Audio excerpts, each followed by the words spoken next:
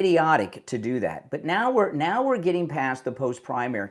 The one we really, though, got to get involved in right now is Lindsey Graham's sister, Darlene Graham, because there's a runoff there, and she did come in first place, but it's requiring a runoff, and she's really good. And every time she speaks, she always throws in the Save America Act. And that was the last thing her brother was working on before he died, was the Save America Act. So she's very, very important. And I can see Darlene Graham, she could find herself being president or vice president one day. A lot of times these candidates, they come out of nowhere, like because everybody says Marco, JD, and we have our list. And then all of a sudden, someone like Darlene Graham comes out of the woodwork, and you're like, whoa, wait a minute, what happened? Who's this? And they're very good. And then next thing you know, they're at the nominating convention. And that happens quite a bit. Now, if you're new, welcome. This is where MAGA comes to talk. We're in a radio break right now. If you'd like to call in, it's a toll-free number. All opinions are welcome, all right? And the number is 888-465-2631. It's a toll-free call no matter where you're watching from. 888-465-2631. The calls are 100% screenless and unvetted. When you call in, nobody answers the phone. I just put you on hold. And when you hear me say, what's your name and where are you calling from, that's the first time that I have any idea when you speak who's on the line. So you're all welcome to call in. And the number is also pinned in the live chat, all right? We'll be back in about 90 seconds from the radio break, and then we'll jump right back into it. But yeah, this is very exciting. And the fact that Republican early vote turnout is surpassing Democrats in Florida, that is a beautiful and amazing thing.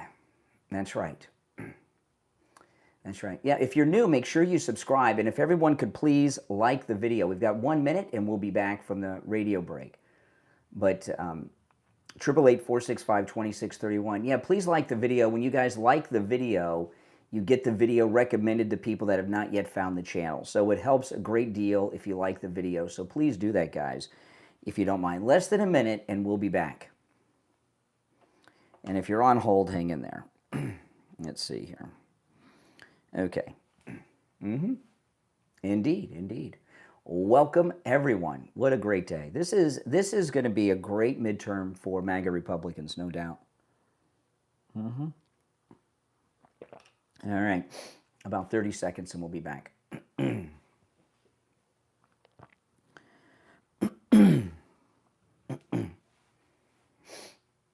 in there.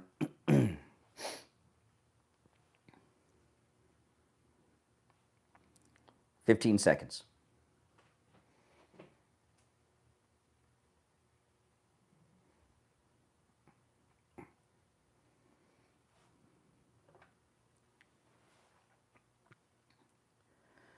All right, we're back. It's the Steve Kane Show. I'm Brian Craig, and of course, it's the morning after the primaries. If you're on hold, hang in there. I'll talk about the one that I know a lot of people want to hear me talk about because they're telling me, people off the air telling me. I want to talk about Mike Lindell in Minnesota. Mike Lindell sadly lost the Republican primary. Minnesota. Look at what's going on in Minnesota, right? It's basically a Muslim state. They're fighting so hard for a Palestinian state. They've already got it. It's called Minnesota, right? It's the Muslim state. And the Democrat that won the primary is Tim Walz's lieutenant governor, who made that video in a burqa. Remember?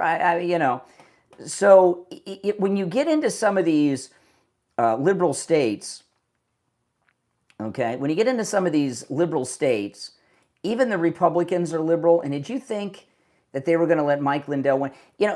There's a thing, too, that I learned about the uniparty political machine of the Republican Party from Allen West, all right?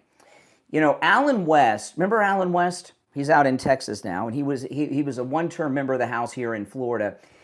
And Alan West got some celebrity because of his experience in Iraq, which, if you're not familiar with, you can look it up. I don't want to go through all that now. But he was a superstar. We used to have him on the show in the studio all the time. He was a superstar. And he got elected to Congress. And I remember Steve and I, every time we would be at any event or have a meeting in private with Republicans, and when I mean Republicans, I mean people that were worked on campaigns, were running for elected office, held elected office, that were Republicans. They would ask us the same thing, like in secret, almost in whispers, kind of like feeling us out. And I remember in particular, there was a campaign manager for a pretty well-known candidate that Steve and I had a private lunch with, and there were a few other people there too, and we were working on something, and I remember they said, "What do you think of Alan West?" And I knew what they meant because I'd heard this before, and they said, a lot of Republicans think that he jumped the line. And look, he was a one-term congressman. They ran him out of Congress. See, what happened with Alan West, it's a very similar thing with Mike Lindell that happened with Alan West here in Florida. Alan West was so popular with the people. I mean, he just waltzed into that House seat. It was amazing. It was great. But the Republican establishment here in Florida, now, of course, this was during the Tea Party era of 2010. This is before President Trump came down the escalator and MAGA came to be. So it was a different time, okay? This was the Tea Party era. But the Republicans in Florida hated Alan West. I don't even know how aware Alan West is about this. They hated Alan West. And they felt that he jumped the line. Who does he think he is? That, he should run for city commission or something, because there were a lot of other Republicans that thought they should have that seat, not him. And when he came up for re-election, they made sure that he lost. Alan West did not lose to the Democrats. He lost because the Republican Party machine at that time, is 2012, didn't want him because they thought he jumped the line. He wasn't part of the club, like Trump was when he came down the escalator. And I was in shock, and there was a lot of craziness with that second run of his, where they ran him out of office. And I learned so much. Well, that's what Mike Lindell was going up against in Minnesota. Okay, and in Minnesota, I know it sounds like a joke, but I am as serious as a heart attack. It is the Muslim state. There's no doubt about it. It is run by these Somali pirates. They are so Muslim. The lieutenant governor that won the Democrat primary, she made this video. She put on a burqa, and she's with some Somalians. And this was after Nick Shirley exposed the Leering centers.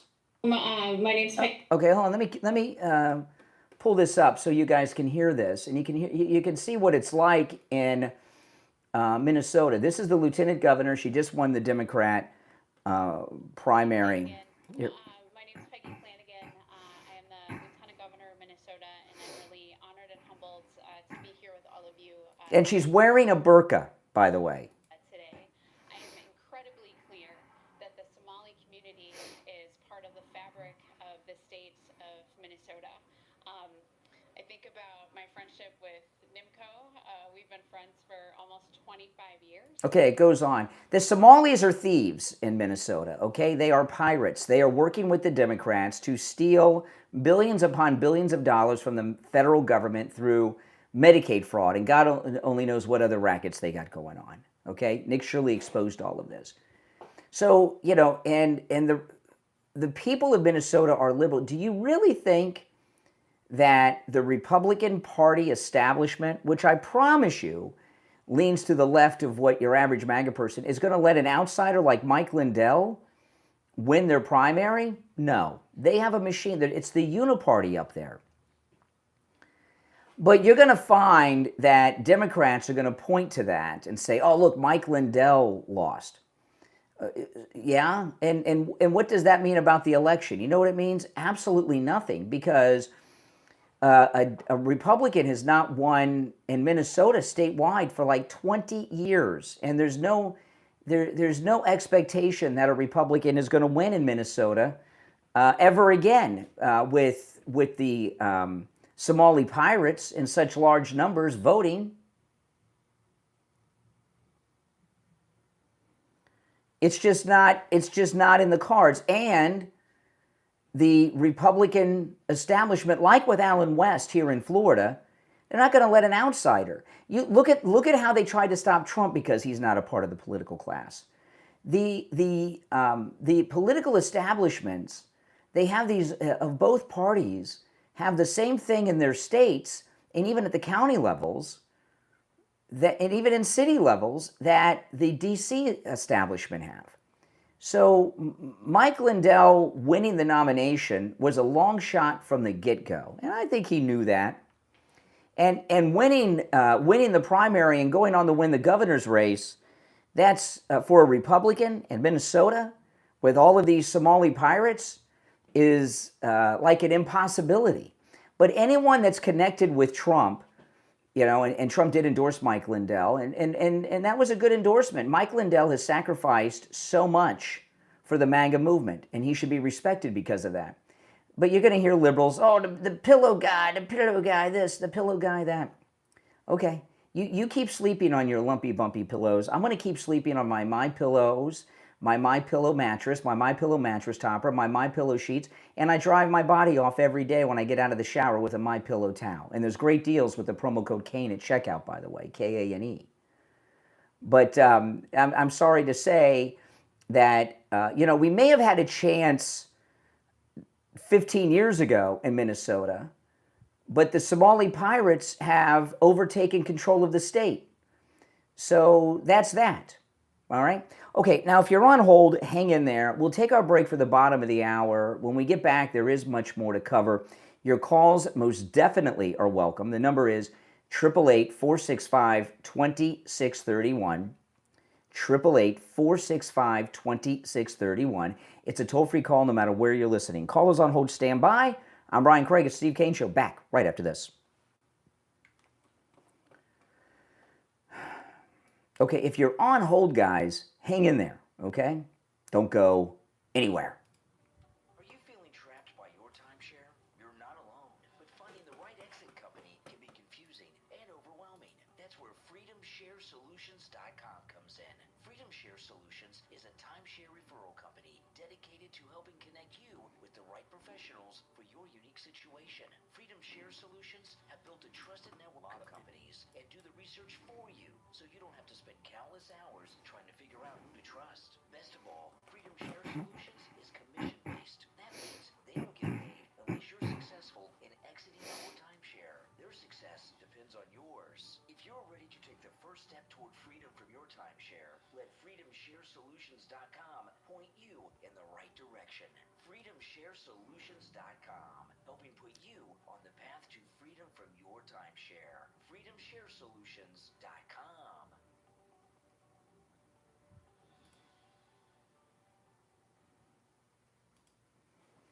What if you could understand the Bible as one complete story? From creation to Jesus to the fulfillment of end times prophecy. Now you can with engaging, eye-opening Bible study live streams where Scripture comes together in a clear, easy-to-follow way that will deepen your understanding of God's Word. Discover how the events unfolding in today's world fit into the bigger picture God revealed throughout the Bible. Explore biblical prophecy and what it says about the future. Compare God's truth with Satan's deception. Examine the evidence for creation versus evolution and gain fresh insight into the people, places, and promises found throughout Scripture. Whether you're new to Bible study or you've been reading the Bible your entire life, these live streams will help you connect the dots, strengthen your faith, and better understand the times we're living in. Don't miss this opportunity to grow in your knowledge of God's Word. Join these life-changing Bible study live streams right now. Find the link in the description of this episode. Share the link on all your social media so your friends can join in too. Again, the link is in the description of this episode. Look in the description and click it right now.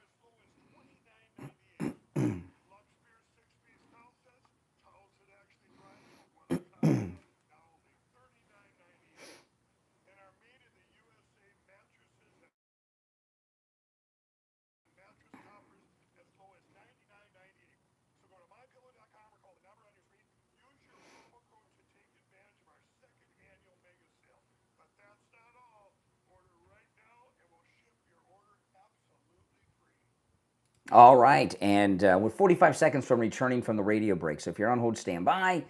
If you would like to call in, the number is toll-free and pinned in the live chat, 888-465-2631, 888-465-2631. And please, guys, make sure you like the video. That helps so much, guys. When you like the video, you get the video recommended to people that have not yet found the channel, okay? Okay. 15 seconds. This coffee's so cold, it's basically iced coffee now, but that's okay. Tastes fine.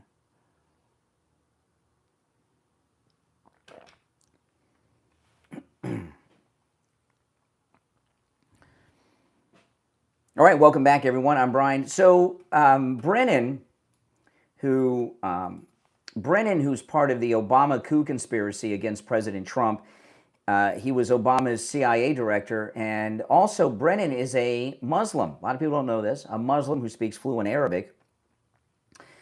And he was on MS Now talking about the midterms. Listen. A lot of fear about what may happen ahead of these midterms. I think we also are very worried about what the president might do in order to try to interfere somehow in the integrity of the upcoming midterm elections. He has tremendous authority in terms of the president of the United States, and if he believes that either house is going to shift to Democratic control, I wouldn't be surprised at all if he's going to pull out all stops and use, as he says, every tool at their availability. And with the Department of Justice, as well as with the Republican Congress willing to support him, again, I think we have very legitimate reasons to be very concerned and worried. Okay, so what Brennan, who's Obama's coup conspirator there, what he's predicting is Democrat losses in the midterms, and he's going to blame some kind of monkey business that Trump pulled for their losses, right? That's exactly what that is. He is, without question, Brennan predicting a major Democrat loss. All right, let's take a call or two. You're on the air. What's your name? Where are you calling from? Good morning, Brian Doc from Texas. Yes, Doc. How you doing this morning? Fine. What's on your mind? Hey, two things. I'm gonna let you go. One, Trump didn't have a sweep last night. One of the Doris didn't win last night. He won 10 races. One of them he didn't win. Which one? Mike Lindell. Well, yeah, but that's not one of the 10 he won. No, he didn't win. You say he had a good sweep last night. He won 10 races. Okay, I'm not arguing with you. That's 10. He had 10 first place finishes last night. Okay, that's primaries. Yes. Well, that's what's in the news today. Yes. Okay, what's in the news today too is, I think you're not gonna agree with me. But I think what Trump did in Turkey, he left everybody on that plane to die, and they snuck him off that plane. Wait a minute. People on a plane died because of Trump. Who are these dead people? People could have died on that. Could have died. You You could die every time you walk across the street. Fine. Oh, I'm not gonna say it. No, who died? It's fine. No, did anyone die? I said people could have died. People could have died. People could have died, but they didn't, did they? Because Trump left them to fend for themselves. Well, maybe the media, maybe the White House press corps shouldn't leak out that Air Force One can't dodge missiles from Iran. Man, you stupid. They reported it. They reported that before it happened. Stupid. I know they're You're stupid. So you are stupid. Hello? Yeah. You are stupid because he left his own people that stood by him on that plane too. I'm not talking about press corps. Really? Who was the president last night? Who did he leave on the plane to not die? Oh, his people, his cabinet. No. That's part of his cabinet. No. Marco Rubio, all of us on that Okay, plane. so you mean to tell me that if President Trump thought that Air Force One was in danger of crashing or being blown out of the sky, that he would have left Marco Rubio on board? He left him. He got his sorry. Well, doesn't that Democrats? He's a weak man. Democrats. He's sorry. Democrats lack common sense. Okay, so let's excuse me. I want to talk about this for a minute. Diaper bag laid at carry his I diaper know, bag. I know. Get the diaper bag thing out. Okay. So You got to bring his diaper bag. if Air Force One was in danger of being shot out of the sky, does it make sense to you that he would leave one of his right-hand men, Marco Rubio, in the line of fire? He doesn't care. He doesn't care about Marco. He doesn't care about Marco Rubio. He don't care about his sorry self. Mm-hmm. He left his children on the plane. Oh, He left okay. his children on All the right, plane. all right, good. All right. I mean, come on. You use some common sense. Common sense, Brian. He left his people, his right-hand people on that plane. You don't know who was on the plane and who wasn't. You don't know who was on the plane and who wasn't, because that has not been released yet. That's not been released. We know that Pete Hegseth was. We know that Pete Hegseth was, and he was on the other plane with the president. We don't know who else was. But if he left people on there, like, excuse me, if he left Caroline Leavitt on the plane, as an example, which we don't know because this has not been released, but let's just say he did, that would tell me that he didn't think that there was any danger. So why did he stay on it? Well, last night he was asked about this on the tarmac, and he said the Secret Service wanted me to fly in the other plane. I do what they tell me. You should say no. No, I'm going with my people. If they fly, I'll fly.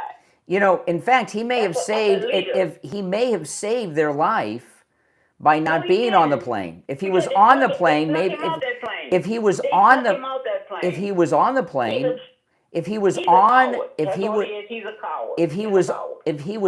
plane, maybe they would have taken a shot at it. Maybe they didn't take a shot because they found out he wasn't on it. They didn't know. How do you know? How do you know? They took him off it. How do you know?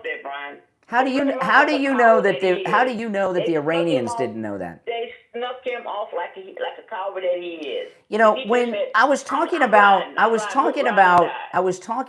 you to a caller yesterday after you called in about how you've devolved as a person and as a caller. I'm an important person. You're talking about me. I'm an important person. I feel special. Oh no, you're not important. The caller was concerned about the quality of the program with your voice on it, and I was telling him that you used to be an interesting caller, and we had good discussions. We never agreed, but now you're just a rambling madman running through the village like the village idiot. You've become when you first started calling. Okay. You were liberal and you didn't like Trump, and we had good conversations. But what you've devolved into is the village idiot. You sound like a lunatic now. We still have good conversations. You won't have conversations with me because I said, why did he leave those people on that plane? And we talked about it. Hey, Doc, appreciate the call. Take care. All right. You guys remember he's devolved. He's had a break. He's had a mental break. You're on the air. What's your name? Where are you calling from? Hello. Yeah, you're on the air. What's your name? Where are you calling from? All right, get ready, Mike. Here we go. My name is Jay. I'm calling from Arizona. Yeah, can you speak up, Jay? I know it's early in Arizona. Sorry, my name is Jay. I heard that from Arizona. Yes, sir. Anything else? Can you whip it out for me? No, I wouldn't do that. No, I would not do that. See, I tell you, men are perverts. I feel so sorry for women. You know, what the liberals have done, right? What the liberals have done to young men, right? It would be one thing if I was a young woman wearing yoga pants or something, right? And you guys were watching me online and you were calling in, or you had some fantasy of a woman you're listening to on the radio. But the number of young men who call in with their homoerotic fantasies of me is a truly sad statement on how the left have turned so many young men into gays. And, you know, I got into radio because, well, I love radio, and I always listen to radio, but I used to call radio shows all the time. Like you guys call, I used to call radio shows all the time, all up and down the dial. I would call DJs and do on-air contests. I was just like when I was in high school and middle school, I'd call radio stations for call-in contests to win prizes. I used to call talk radio shows all over the place, and like some of you guys do. But I never called in and asked them anything homoerotic, okay? And I was a pretty good caller, and not only was I a very good caller, I was able to, lead them down certain paths and everything else as a caller. And I was a very good caller. I used to call people on the air that I ended up working with over the years. It's hilarious. I used to all these calls, but I never called in with any homoerotic things. I used to get when I was young on the air, I used to get a lot of harassment from older gay men. Okay, not young guys, older gay men. And now I get it from young gay men, and you would think that would stop at my age, but they've created so many gays among the men today, they don't even realize they're gay. They just think that it's kind of normal to call in and say things like that. And let me tell you, you young guys out there that are straight, you have got your pick of the women. You could, if you're a straight guy who is, like in his 20s, you could marry a woman so far above you, so far as looks and everything else, because the pool of heterosexual men is so small right now, very tiny. So, as you can hear from these callers, but there's been it's a lot of damage they've done, the left, and this is one of the ways they've damaged us. All right, now the rest of you on hold, hang in there. We got a lot more to cover.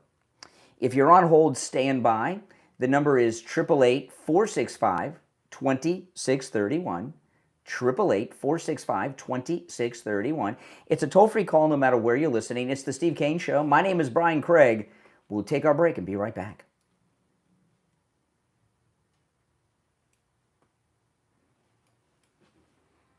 Every day brings new possibilities, an opportunity to create, an opportunity to discover something that adds a little more inspiration to your life. At Invictora, every collection begins with a simple idea. Wonderful discoveries should be exciting, memorable, and accessible. Thousands of possibilities are waiting to be explored. The next one could be yours. Begin your journey at Invictora.com. ENVICTORA.com. Invictora, inspired by possibility. Have you ever wondered what it truly feels like to battle the darkest corners of the human mind?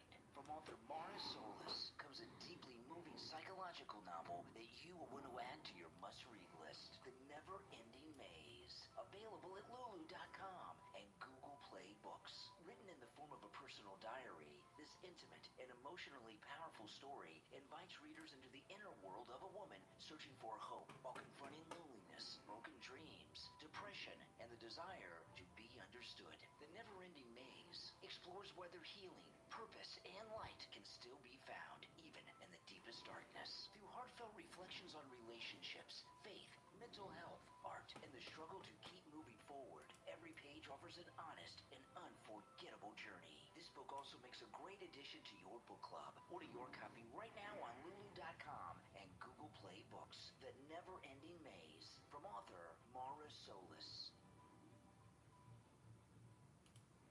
Hi, Tom Laporta here. We are Laporta Roofing, a family business since 1983. You are our customer. In other words, our boss. We are here for and because of you, not the other way around. The 2026 rainy season is upon us. Because we haven't had a hurricane in 2 years, all the storm chaser roofing companies have gone out of business, leaving only the strongest and the best contractors. At Laporta Roofing, we will never sell you a roof you don't need. We don't have salesmen or commissions, so we will never pressure you to sign a contract. Also, deposits are not required. At Laporta Roofing, you will always come first. We must earn your trust, and we will. So call me on my cell at 954-604-4602 or find us on the web at laportaroofing.com. That number again is 954-602,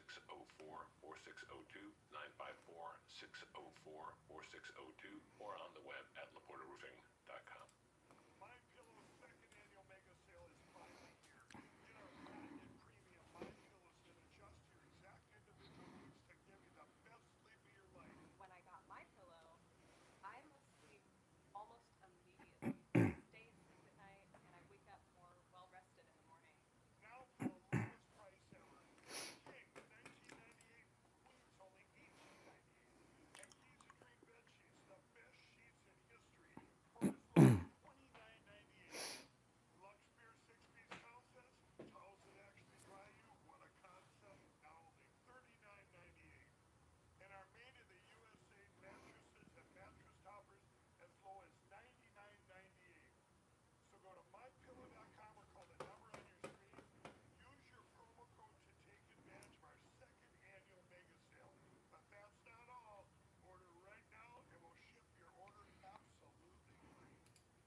All right, we have less than a minute till we're back from the radio break. If you're on hold, hang in there. If you want to call in, the number's toll free, and it's pinned in the live chat. 888-465-2631. 888-465-2631. And please like the video, guys, if you've not already done it. We got about 30 seconds, and we'll be back, and I'm going to get right back into it. There's so much to cover today. All right, so don't go anywhere. It was a major, we're having major MAGA victories. There's just no getting around it. We're going to jump right into it. Okay, 10 seconds, stand by. Walter White from Breaking Bad? Oh.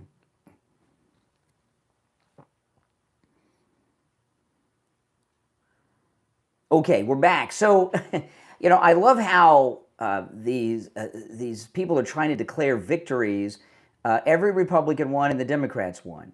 Okay, I mean these are primaries, but there's all kinds of indicators, signals coming out that share what's really going on. And this here in Florida blew my mind. Listen to this. This is very interesting stuff. Listen, early voting is going on right now in Florida, and I think I'm going to go early vote today. Maybe I'll see. I got a busy day, but I'll see if I can run out to early vote. Listen to this. Republicans flipped the early vote lead in Florida's 2026 primary. After trailing on mail-in ballots, the GOP is now ahead overall with about 496,000 votes cast versus only 455,000 for the Democrats as early in-person voting surges. So we're already ahead 41,000 votes, which shows we've got the momentum. This is all Florida. This comes on top of a massive registration edge of roughly 1.5 million more Republicans than Democrats statewide. And of course, we have a closed primary, and the primary is next week. It's on the 18th, okay? This is big because years ago, Florida, I remember when Florida was a Democrat state, okay? And Republicans have controlled the state of Florida since 1998 when Jeb Bush was elected the first time. But this was a Democrat state, a clear Democrat state, but before that. But even when the Republicans took over the legislature and the governor's mansion in 1998, I can't believe it's been almost 30 years of Republican control of the state government in Florida. Isn't that something? I know Ron DeSantis likes to take credit for everything, and he's a great governor, don't get me wrong. But the Republicans controlling this state for almost 30 years has had a big impact, okay? But even though Republicans have controlled Florida for almost 30 years now, it was still for many years a toss-up state in the presidential elections. It would go to the Democrats. It would go to Clinton. It would go to Obama. Next election, it might go the other way. And we had a Democrat senator forever and a day, Nelson, who was in the House, then he was in the Senate. He's the one that went up on the space shuttle when he was in the House of Representatives, Bill Nelson. And when we unseated him, that was beautiful and miraculous. And the Democrats have always outnumbered us. So what happened? Why are there 1.5 million more Republicans than Democrats? The Democrats used to outnumber us. And why are we ahead in early voting? Well, in the old days, and this is where one of the biggest changes has been. In the old days, people come to Florida to retire. And that's why I tell you guys, it blows my mind, the people I meet and what they've done and who they are. Because everybody retires to Florida. So a lot of famous and well-accomplished people are here, and you run into them. I was talking to Joe Thomas about this the other day. We were talking about some of the people that individually we've run into and their backgrounds and everything. It's crazy. I mean, I was once at the doctor's office. I'm in the waiting room, and I'm talking to this guy waiting to see the doctor. He was an executive with Brandon Tartikoff, worked alongside Brandon Tartikoff at NBC during the heyday of that era. I mean, you never know who you're going to meet, right? So it's amazing. I mean, people very big and well connected. They may be retired, but in the old days, the people that retired to Florida were Democrats. And now the retirees are Republican. This has been a big, big shift. Retirees are now Republican. And that's been a slow progression over the years. And people talk about like the villages up in Central Florida. And that's certainly a conservative retirement community. But even here in sunny, beautiful South Florida, this is a hardcore conservative retirement population. I talk a lot about the Treasure Coast. We reach the Treasure Coast on our great radio stations. I remember when the Treasure Coast was hardcore Democrat, man. I mean hardcore. It was just a given. And it's not anymore. You hear me talk about MAGA Martin County. Well, they're not the only MAGA county. St. Lucie County is Republican. Okeechobee County is Republican. All these counties up there are Republican counties now. That is a major shift. And Florida, very few people here are native Floridians. My wife and daughter are. Attorney Barry Siegel's a native Floridian, one of the few. But Florida is a population where people come from elsewhere, and the retirees. So when you see Florida being so red with so many Republicans and with us outnumbering Democrats for the first time by a lot, this has an impact around the entire country because they don't come to Florida and become Republicans. Wherever they live up north, they were Republican too. There's been a trend, and you understand President Trump's been on the scene for, 11 years now since he came down the escalator. What was the date he came down the escalator? Does anyone have that offhand? I don't recall off the top of my head. What was the date that Trump came down the escalator? If somebody could let me know. But it's been about 11 years. That's a long time. And it was happening even before then. So while these Democrat socialist lunatics think that they're the ones that feel the pulse of the country and they're the it crowd, that is not the case. The Republicans are mainstream in this country in places that they weren't. Now that doesn't mean that we're everywhere, okay? I mean, you've got the Muslim state of Minnesota. They're trying to do it in Michigan. I mean, there's still liberal states and everything else. But in general, the population of the United States has been moving right for decades. And over the past 11 years since President Trump came down the escalator, it's even gotten more conservative in ways I never thought it would. And the fact that we are in the state of Florida, this blew my mind. The early voting ballots, after trailing on mail-in ballots, the GOP is now ahead overall. Early voting and mail-in ballots are the same. The mail-in, in Florida at least, mail-in ballots and early voting are the same batch of ballots, okay? Whether you go in person and vote early at a polling location or you mail it in, it's the same bunch and the same count. In Florida, the GOP is now ahead with about 496,000 early votes cast versus 455,000 for Dems, and that includes the mail-in ballots. And the early voting continues, and the election, the primary election day in person is on the 18th, and we are already 41,000 votes ahead with turnout. Now, this is a primary, but it shows where the momentum is, and the momentum is with us, not with them. Right? What a change in the country.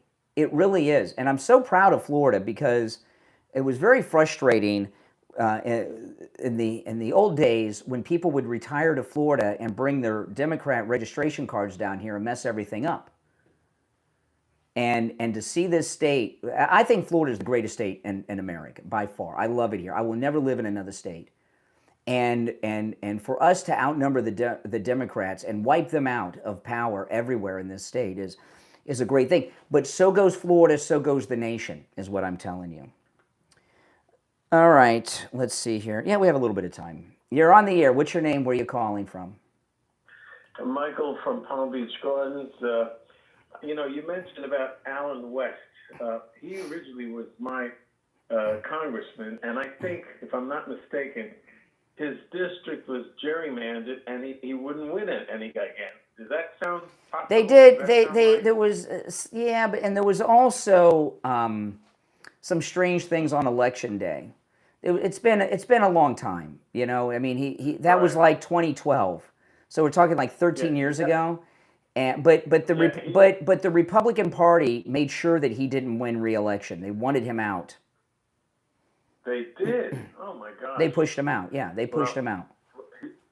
He was phenomenal, wonderful man. I'm sure he still He's in is. Texas now, right? Yeah, he was for a time the head of the Republican Party in Texas. You know, but the Republicans in Florida, the Republican Party establishment, hated Alan West, and that's why he was only in there one term. Mm-hmm. Okay, I didn't know that. All right, thank you, Brian. Have a good one, bro. All right, I appreciate the call.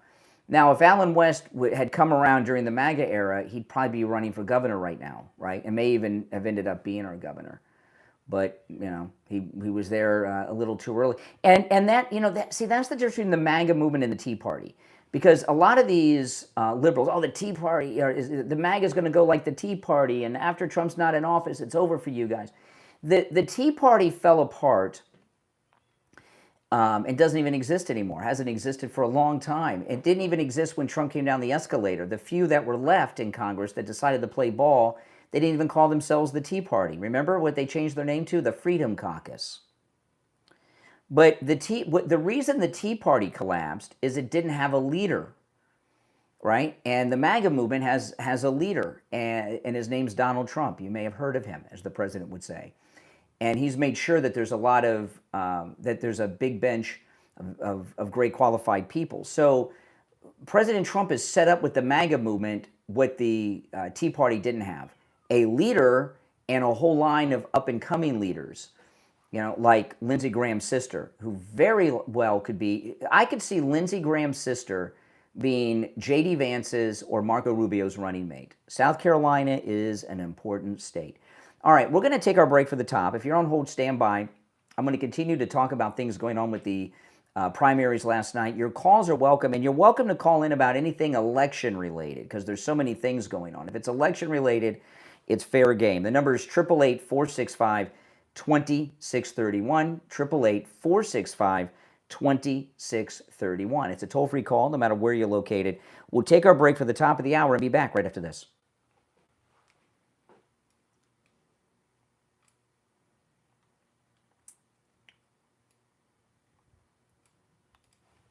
Some towns never forget, and some ghosts never leave. From author Alex Giles comes your next must-read book, The Ghost of Port St. Joe, a ghost story of the Florida coast. Along Florida's forgotten coast lies Port St. Joe. It's a town where a tragic past refuses to stay buried. When Alex discovers a mysterious gold locket, he awakens spirits trapped for nearly 2 centuries and uncovers a love story that death could never end. If you love Southern Gothic suspense, haunted history, unforgettable characters, and chilling mysteries, The Ghost of Port St. Joe will keep you turning pages late into the night. Order your copy right now on Amazon in Kindle, paperback, and hardcover edition, as well as Barnes & Noble, Apple Books, Smashwords, Kobo, and learn more on the author's website, alex-giles.com. The Ghost of Port St. Joe from author Alex Giles. Order your copy today, because sometimes the dead are only waiting to be remembered.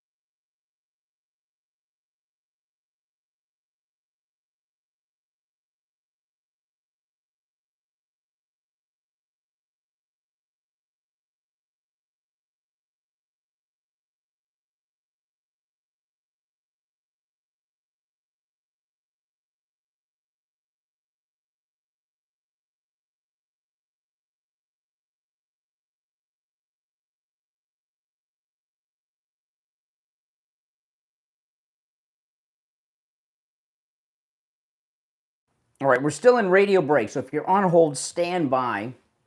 Less than 2 minutes and we'll be back. And I'll continue to talk about everything that happened last night. All the signs are very positive for us, for the MAGA movement in the primaries. You know, you've got to look at the trends, right? You got to look at the trends, and the trends, everything is in our favor, right? Absolutely. Just over a minute, we'll be back. Hang in there, guys. About a minute.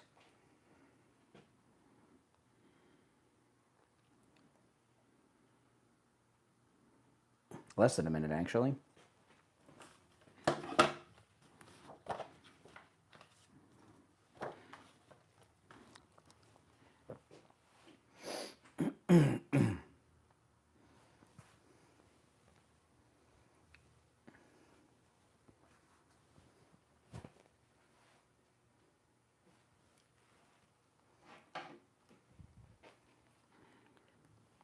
All right, 30 seconds.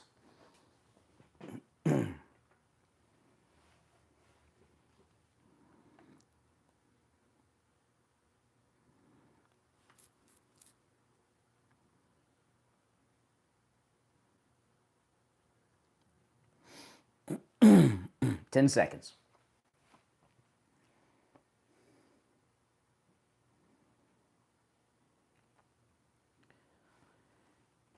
You're on the air. What's your name? Where are you calling from? Hello? Yeah, you're on the air. What's your name? Where are you calling from? Hi, Brian. 30 seconds. My name is Lisa. How are you? I'm doing all right, Lisa. How are you? Oh, not bad. Not bad. What part of Florida are you from? South Florida.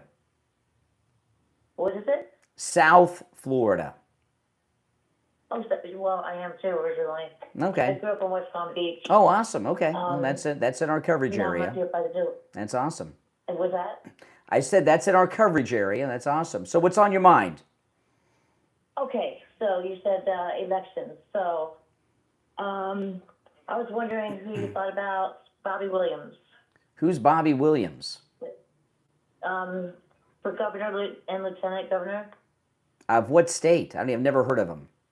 Oh, Florida. Oh, Florida? Yeah. Bobby Williams? What party is he in? He's like the only one that's for not. Oh no, hold on a second. Bobby Williams? What party is Bobby Williams in? What's that? What party is he a member of? This Bobby Williams character. Oh my God, they're all Republicans. Well, no, I'm supporting Byron Donalds. And we haven't, and we don't have a lieutenant governor. Are you talking about the lieutenant governor that's running for governor? Well, the way it's titled says governor and lieutenant governor, which didn't make sense to me, but so there's a No, nobody's running for lieutenant governor yet that I've heard announced, but but yeah. You said who did you say? Winston? Well, this is Bobby Williams' problem, right? I don't know him, and if I don't know him, nobody else does either. He's gonna lose to Byron Donalds. Yeah, I know, but he's not for the growth of Florida. He's against the data centers. He's just he's not. He's what? He's against large increases in Florida development. He's against development in Florida? Saving the water. Saving the water? Why would you be against development? Well, because we're overcrowded. Florida is not overcrowded. Building. Florida is not overcrowded. Most of the state is empty. Florida is not overcrowded. Maybe it's just the area. Where in Florida are you? West Palm Beach is not overcrowded. Are you kidding? Oh, God. You know what? On I-95, I was playing defensive driving with 18 different drivers. You were playing defensive driving? I was playing defensive driving every day I went to work. Why are you playing on I-95 against other cars? No, you know what I'm saying is I was playing defensive driving. How so? I explain that to me. You're on I-95 where? Going from Southern to Lantana. Excuse me, that's not Southern Boulevard. That's Donald John Trump Boulevard. It's been renamed. Oh, that's right. Well, I'm not here in the villages. I forgot they changed the name. Okay, yeah, okay. So when you say you're playing defensive driving, tell me what that means. What were you doing? When you're driving, you're watching all the other drivers. No, I know what defensive driving is, but you're on the busiest part of I-95 in Palm Beach. Donald John Trump Boulevard is where Donald John Trump International Airport is. So it's a high traffic area, right? It's the exit for the airport. It's one of the exits for downtown. Okay, so you're driving on 95. You think Florida's overcrowded because there's traffic on I-95 in West Palm? Well, West Palm Beach definitely is South Florida. See, this guy while we've been talking. This guy Bobby Williams. I've never heard of him before. So what? He's on the bottom of the list. What? He's on the bottom of the list. What do Yeah, you think about because no, hold on a second. See, this is. Are you a Trump supporter? Are you a MAGA person? Yes. Okay.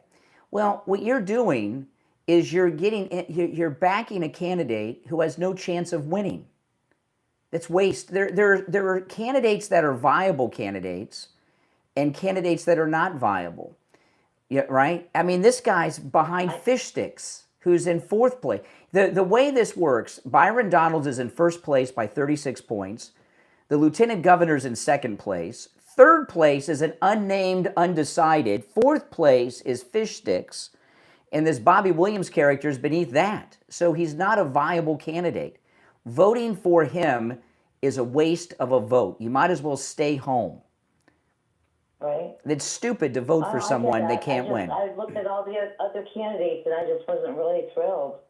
You know, what are you not thrilled about when it comes to Byron the Donalds? data centers. You're against a data center. What's a data center? Yeah. Tell me what they are. The data centers, AI data centers. Tell me what does a data center do? Tell me. Hold on, let me answer these lines. My phones are ringing off the hook, but this is good. What does a data center do? They house a lot of computers.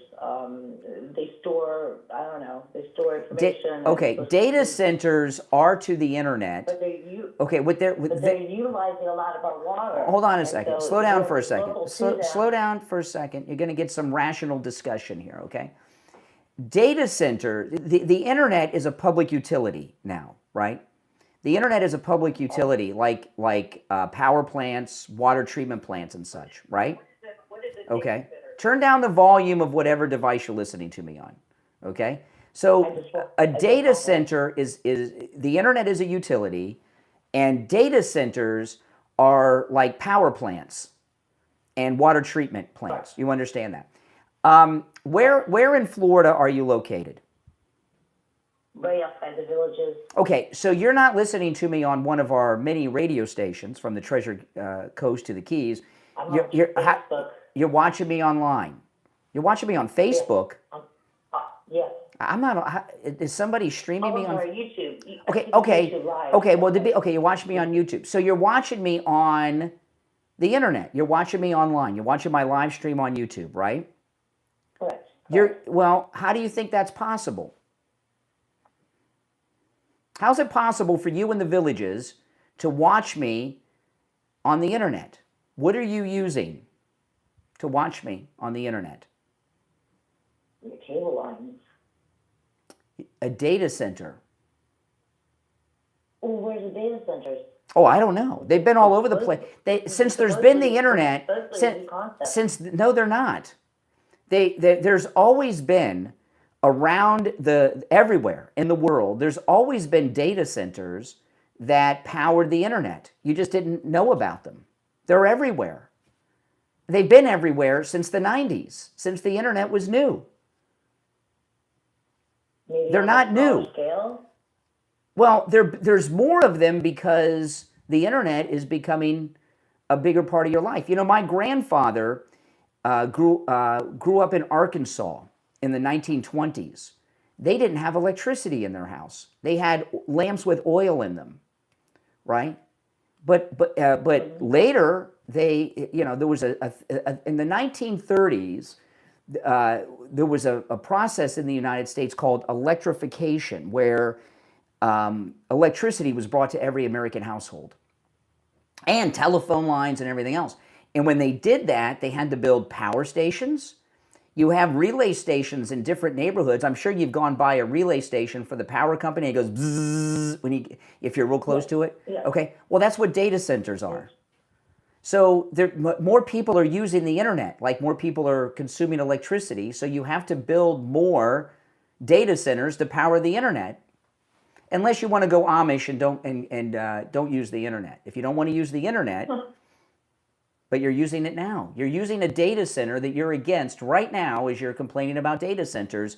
You are, and even the phone I'm using is an internet phone that goes through a data center. So you're using multiple data centers and communicating through data centers to advocate against data centers, which without data centers, you would have no internet. Why has it only been recently talked about these big, huge data centers that are coming to every state? Because it's become political. Local politics is as corrupt as national politics, and all the local politicians want to get paid to allow data centers in their area, and it's a boogeyman. It's a boogeyman. I'm against data centers. What, are you against the internet? It's kind of ridiculous. Well, what's that? Headaches to the neighbors and it causes other headaches. elements. How old are you? I'm 60. Okay, you're older than me. You're a little bit older than me. Okay. Do you remember back in the 70s what they called microwaves? We all have microwaves, right? Do you remember what they used to call microwaves? Back in the 70s. What did everybody call microwaves? Do you remember? Like a laser. They called them Laser? radar ranges. I never heard of that. Remember that? Radar ranges? And people thought, yeah, and a lot of people were afraid of them because they thought they were being subjected to radiation. When cell phones became very popular in the 80s and 90s, and everybody could afford them and had them, they told us that the radiation was going to go in our heads and everything else. Yeah. You know, there's all these boogeymen. Nothing's wrong with data centers. They're fine. What is it about they have to use a lot of water to cool off their systems? Well, we have plenty of water. Yeah, they use water. They use water. Sure. Local people's bills. No, not if they're done right. No, they're building data centers here, and they have to supply. President Trump supports data centers because he supports the internet. They have to provide their own water and electricity off the same, so you're not paying for it. That would be better. That being against data centers is being against the internet. You're advocating against the internet. The internet is a public utility like the power lines with power plants and the running water with water treatment plants. It's the same thing. They're just for the internet. It's a utility service for the internet. You know what? I think maybe it has something to do with AI, because AI is becoming very big, unfortunately, because it has nothing to do with AI. It has nothing to do with AI. No, it has nothing to do with AI. All right, hey, listen, I appreciate the call. I gave you something to think about, okay? Oh, my goodness. All right, if you're on hold, stand by.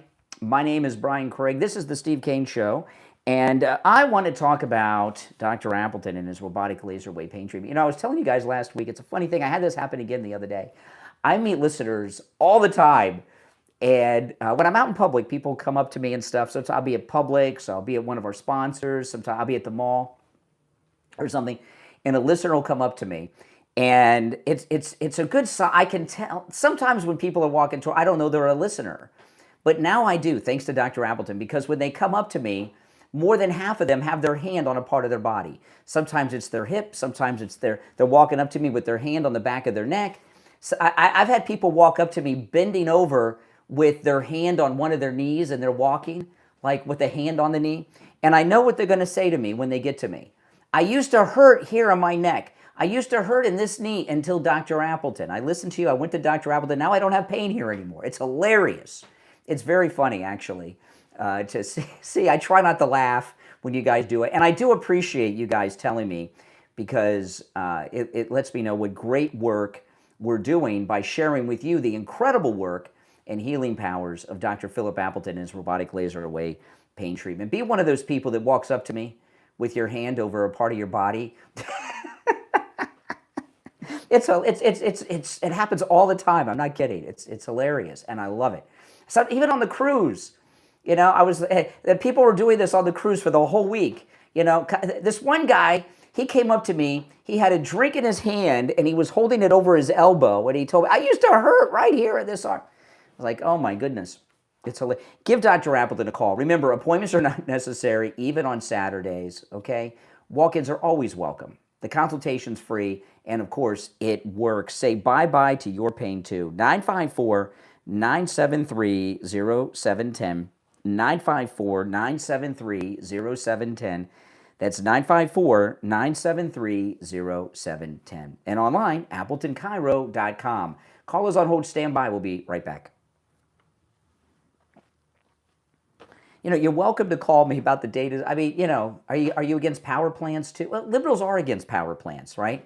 They don't want us to have nuclear power plants. They don't want anything, right? The liberals, but no, nothing's wrong with data centers unless you want to go back to a pre-internet world.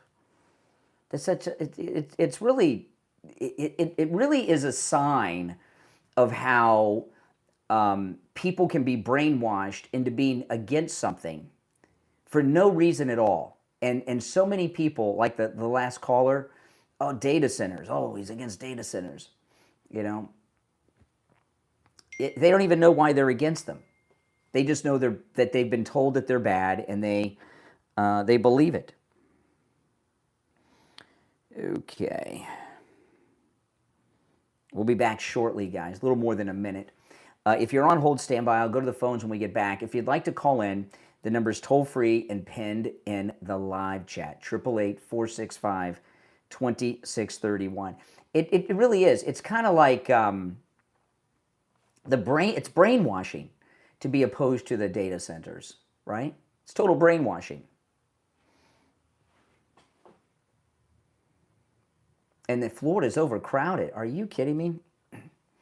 Look at Florida from above. Most of it is undeveloped. The whole center of the state is completely undeveloped. Florida has nothing but space.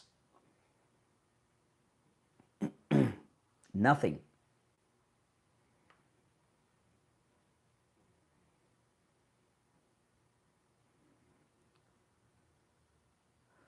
Yeah, it's no, it's not because it's a swamp. No, the center of the state is empty. Huge parts, even the county that I live in, which the county I live in is bigger than some of your states, right? I live in Palm Beach County. It goes deep inland to Lake Okeechobee. It's all empty. It seems crowded because you live where all the people are. It's ridiculous.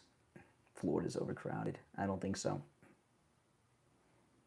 People get really, it's groupthink, I guess, brainwashing. All right, less than a minute, we'll be back. If I talk about data centers anymore, though, Steve will freak out. He'll be really not happy about that. Thank you for the $2 super chat. Thank you, thank you, thank you.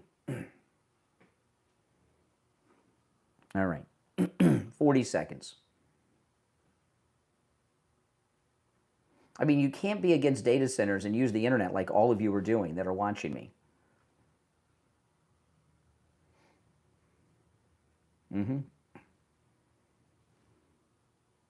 All right, 30 seconds.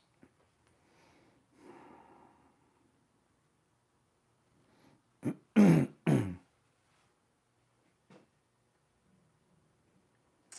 right, 10 seconds.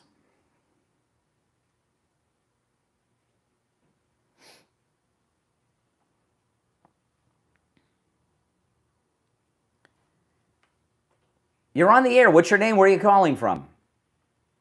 Yeah, good morning. This is Richie. Hey, How you Richie. doing this morning, Brian? Doing all right. All right, now here's a couple of things that first of all I want to talk about Mike Lindell. Okay, I'm sure because you and I we watch this stuff. You do it for a living. I do it because I love it, and you love it also.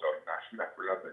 But I saw the Mike Lindell debate when they had the 4 Republicans. I believe he was one of them with the farmers. Did you see that? I saw some of it. Oh, hold on, Richie. Let me answer all these lines coming in. The phones are just ringing off the hook. Okay, yeah, go ahead. Well, I have a nice sound system with my big TV, so when I watch it, I hear pretty good. Yeah. And when all the other candidates spoke, I had to turn the volume basically down because it was like blasting. When it came to Mike Lindell, his mic was turned to the corner, and when he spoke, you couldn't hear him. Oh, really? They mess with his mic like they've done with President Trump. Those are the things they do. And those were, by the way, that was the Republican debate. Yeah. If you go back and watch that debate, you're going to say, oh, my God, you're 100% right. And Mike Lindell was like, I had to raise the volume for him, and as soon as the others answered, I'll have to look. I've got a sound system that equalizes everything, so when that happens, it's still equal. Yeah. I've got some high tech stuff going on, but I'll look at it on another device. But here's the I was talking about this at in the first hour. There was no way the Republican establishment was going to let Mike Lindell win that primary.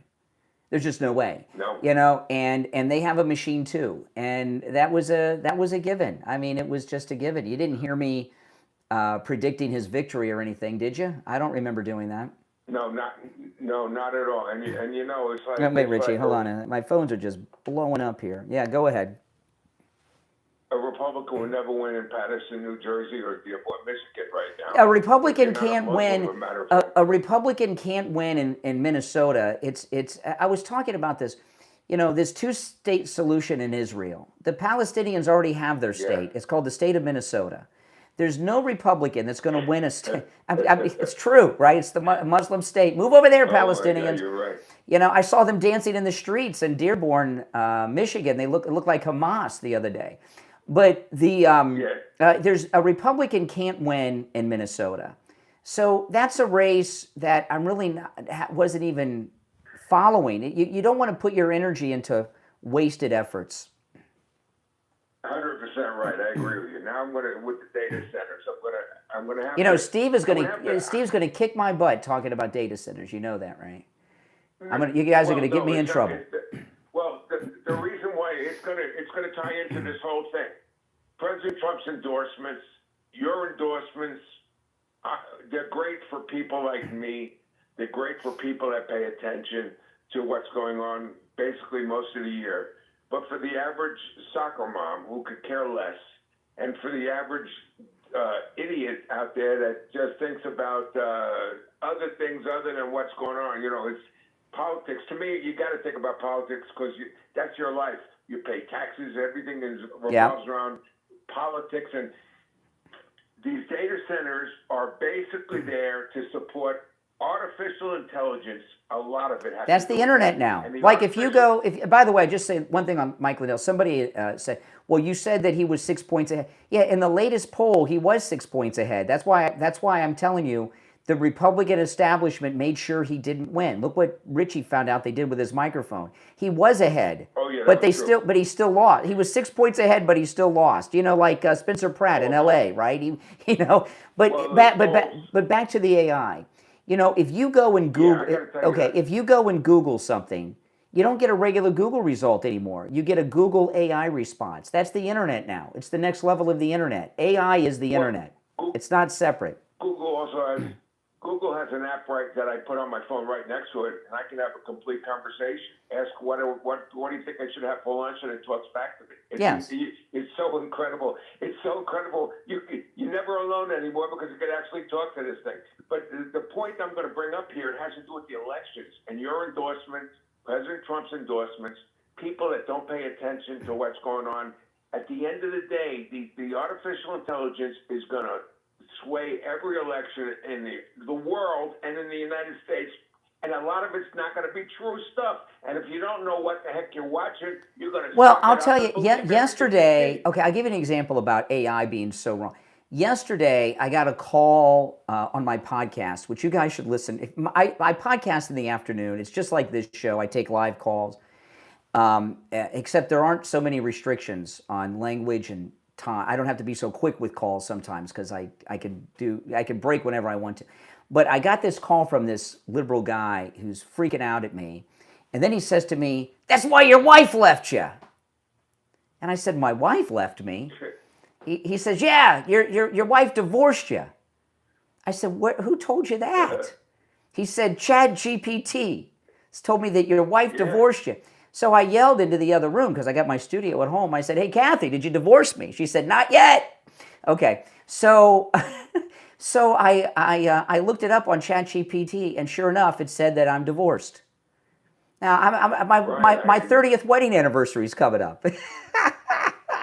Brian, I got a letter. Listen, it's funny. I got a letter in the mail a week and a half ago, and I opened it up. We're sorry to hear about we give you our condolences. It was my death.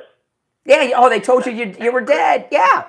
So but AI now just to for the most part AI. Okay, like I'll use ChatGPT. Now there's different AI things. And there's apps like Tolan, and I know all about AI. I just don't talk about it too much on the radio because this isn't a tech show, and I want to have listeners. Okay, but for the purposes of this, don't want to talk about things that drive the audience away. If ChatGPT, which is what most people use, ChatGPT is basically just a high-speed web browser like Google or Safari on Mac or Bing or Yahoo or back in the day Netscape. If you remember Netscape, that's what most of it is. Yeah. It's just the internet has gotten much faster, Richie. But listen, I'm going to take some other calls while I still have listeners talking about data centers and the internet. It's like a show killer. You're on the air. What's your name? Where are you calling from? Oh, this is Joan in Tampa Bay. Hey, Joan. Yeah, we need data centers. Of course we need them. Yes, we do. Yeah, I know. And also, what's his name? Elon Musk. He's working on making data centers like up in space too right now. Mm-hmm. Yeah. Yeah, and to that lady that said Florida's built up, Florida's empty. The whole center of the state is empty. I'm in Tampa Bay. I'm in Hillsborough County. Oh, Hillsborough County is an empty place. Well, it does have a built-up place, but where I live, if I drive a half a mile down the road, there's vegetable fields. Exactly. If I get in the car and drive a couple miles up the road, it's farms, right? And I'm in a metropolitan area. And if I drive down Highway 60, there's cows. Yeah, it seems crowded because you live where the people are. Yeah, but the whole state, there's a lot of agriculture here. It's like crazy agriculture. Mm-hmm. Yeah, we need data centers. I don't know how you could be opposed to data centers. That's like being opposed to the telephone company and power plants. I mean, come on. Yeah. I mean, people are crazy. Mm-hmm. Yeah. I don't understand it.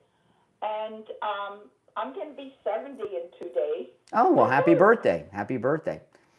70 isn't what it used to be. So I remember when 70 was like old. You know, like I just saw today, Ward Churchill died, 78 from a stroke. Ward Churchill, he was that guy, he was on Bill O'Reilly after 9/11 that said that, he said what Hassan Piker says, that America deserved 9/11 and the people jumping out of the buildings were little Eichmanns. He died of a stroke at 78. And I was thinking, well, 78 ain't what it used to be. When I was younger, I'd say, oh, he's 78, he's lived long enough. You know what I mean? He's old. But as you get older, you don't think that. Both of my parents died around 96. Oh, well, all right. You're doing well then. Yeah, and I had a grandmother that lived to 103. Oh, my goodness. Oh, my goodness. That's a long time. I know. I don't know if I want to go that long, but... You know, you get to the point where I think when people get so old that you feel like you don't even belong anymore because the world changes so much. And you know what I mean? But listen, Joan, happy birthday to you. I got to run. I try to keep on point. Absolutely. Take care. I got to run. I'm very late for the break. We'll be right back.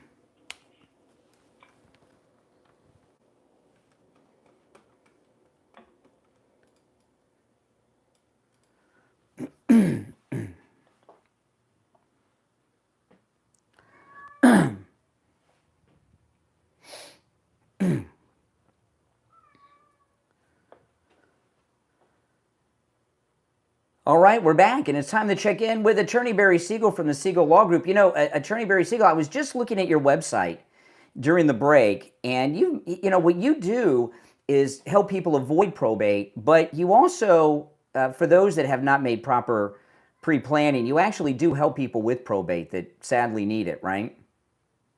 Yeah, we do. It's kind of interesting that a major part of what we do is helping people avoid one of the areas of practice that we help people with. Yeah. So, but that's what we do, because not everybody plans, and that goes right into what I was going to talk about today. And question of the day is, why don't you have an estate plan? Mm-hmm. And, we all know, whether in the front of our mind or the back of our mind, it's something we need to have as responsible adults who have families and people we care about and not wanting to leave a mess behind. But, Brian, I meet with people every day, for years and years and years, and I hear all kinds of things about things going on in families currently, and then I hear about things that happen after the fact when somebody dies because of the way the estate plan was done, or the way that, or the fact that it was not done, that could end up causing many issues between family members and creating rifts in the family. Oh, yes. I mean, imagine your family portrait and imagine it, having a crack in it, because that's what can end up happening if you don't have a proper estate plan set up and you don't set things up properly. Your assets could go to the wrong people.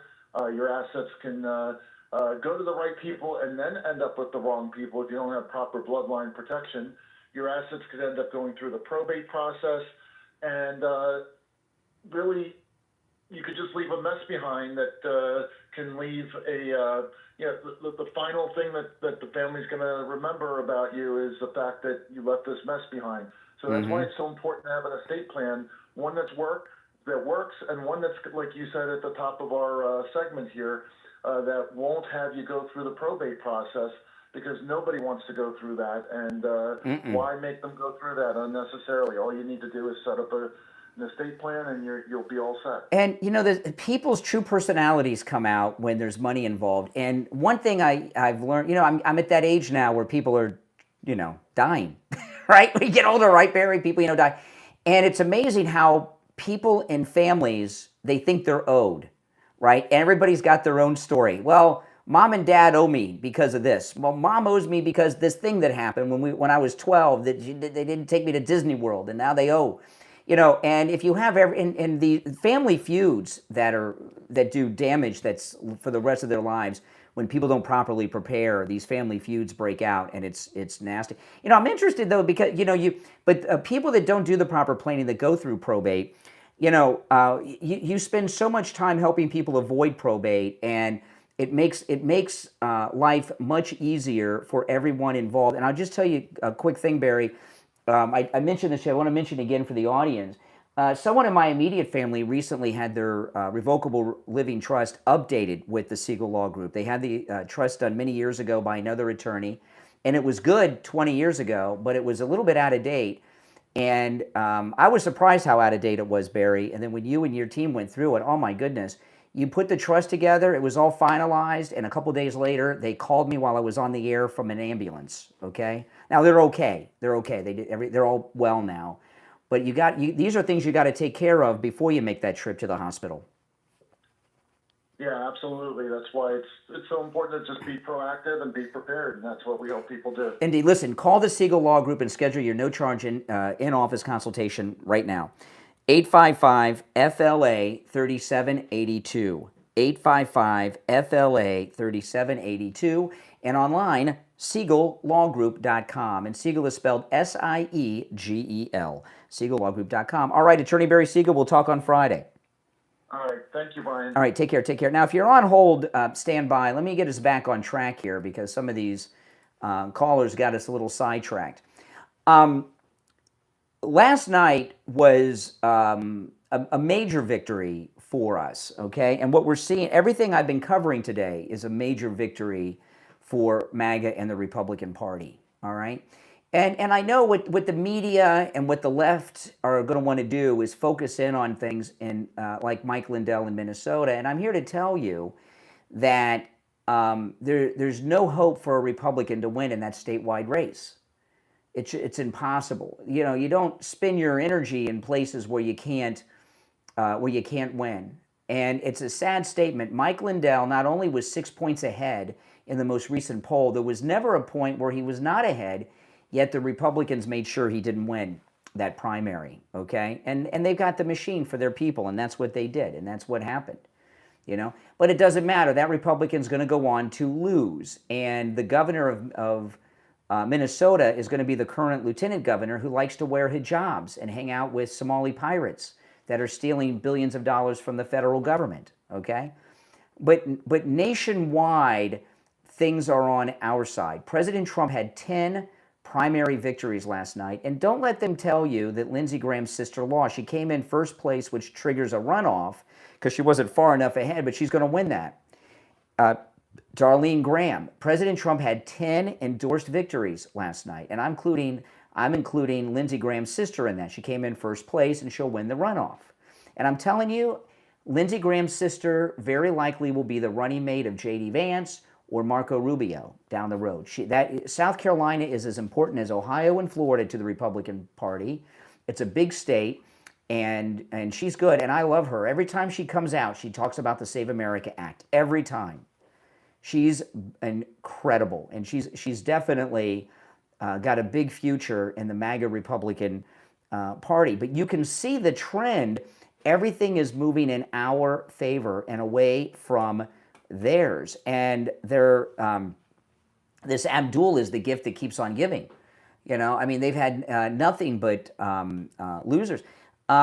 This is I share these things because this is CNN.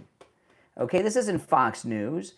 This is CNN, and they're talking about Abdul, your Democrat socialist, your friendly neighborhood Democrat socialist Muslim, and close friend of Hassan Piker. Exactly, because this is from his podcast. There was a February 2023 episode of America Dissected podcast where El Sayed questioned whether there was any version of football that he said could be, quote, ethical or safe, and he linked the culture of the sport, which he did play growing up, to something much broader. He said narratives that had been historically used to justify slavery, westward expansion, and other forms of oppression. Listen to Amir. You think about all the wars that we fight abroad, all of the sordid history of oppressing other people in the name of this American idea, right? Whether it was, quote, manifest destiny and destroying Native Americans, or it was the transatlantic slave trade, where folks who, quote, founded this country on the backs of Native folks that they destroyed, then captured people, enslaved them, and had them work their fields because they thought it was their right? And all of this, like a lot of these narratives, you kind of see echoed in the ethos of football. Okay, ethos of football, which he says, and he went on to say that football is filled with toxic masculinity. Okay. So let me go through a couple of these things. Number one, what we did, the Indians were, the Indians had not even invented the wheel yet. Okay? These were prehistoric level people. They were like cavemen.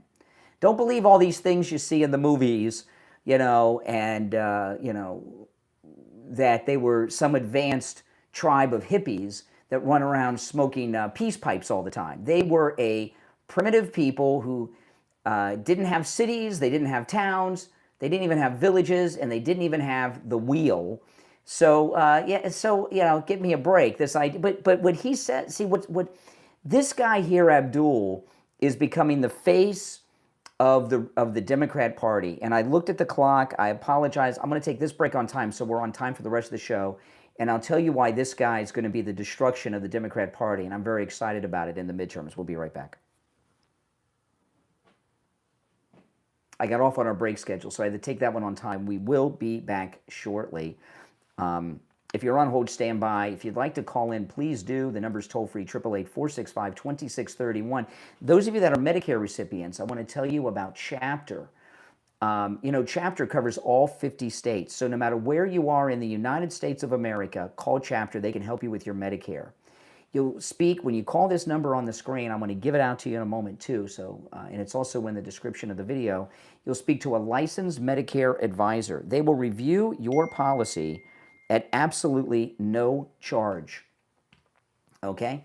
And since they're a national company, they have access to all of the over 25,000 Medicare policies out there. They'll make sure that you're in the right policy. They'll make sure that the policy you have covers everything you need it to cover. And if you're paying for a supplement, they'll make sure you're not paying too much. If the policy you have is the right one for you, they'll tell you that too. Call Chapter right now and speak for free to a licensed Medicare advisor who's going to compare all those plans and make sure you're in the right one at no cost to you. 805-754-3033. 805-754-3033. That's 805-754-3033. If you're on hold, hang in there. We'll be back shortly, and I'll take some more calls, and we got a lot more to cover, all right? So don't go anywhere.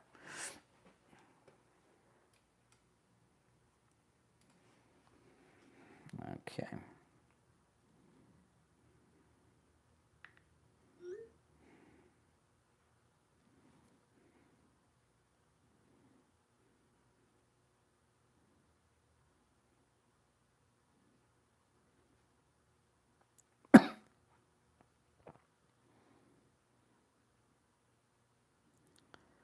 All right. We got about a minute, and we'll be back.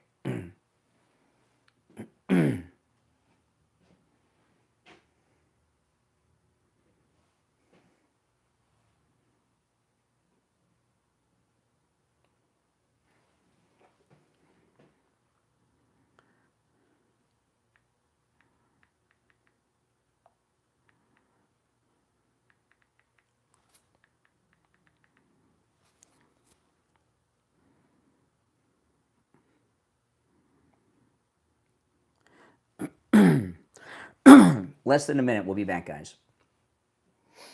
The show is flying by. It's almost 8 o'clock already. Holy smokes.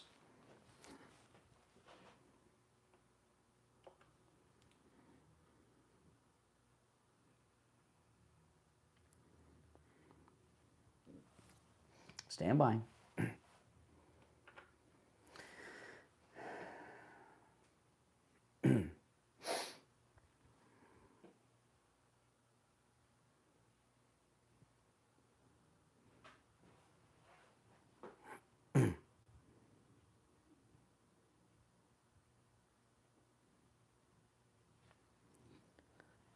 All right, we're back. You're on the air. What's your name? Where are you calling from?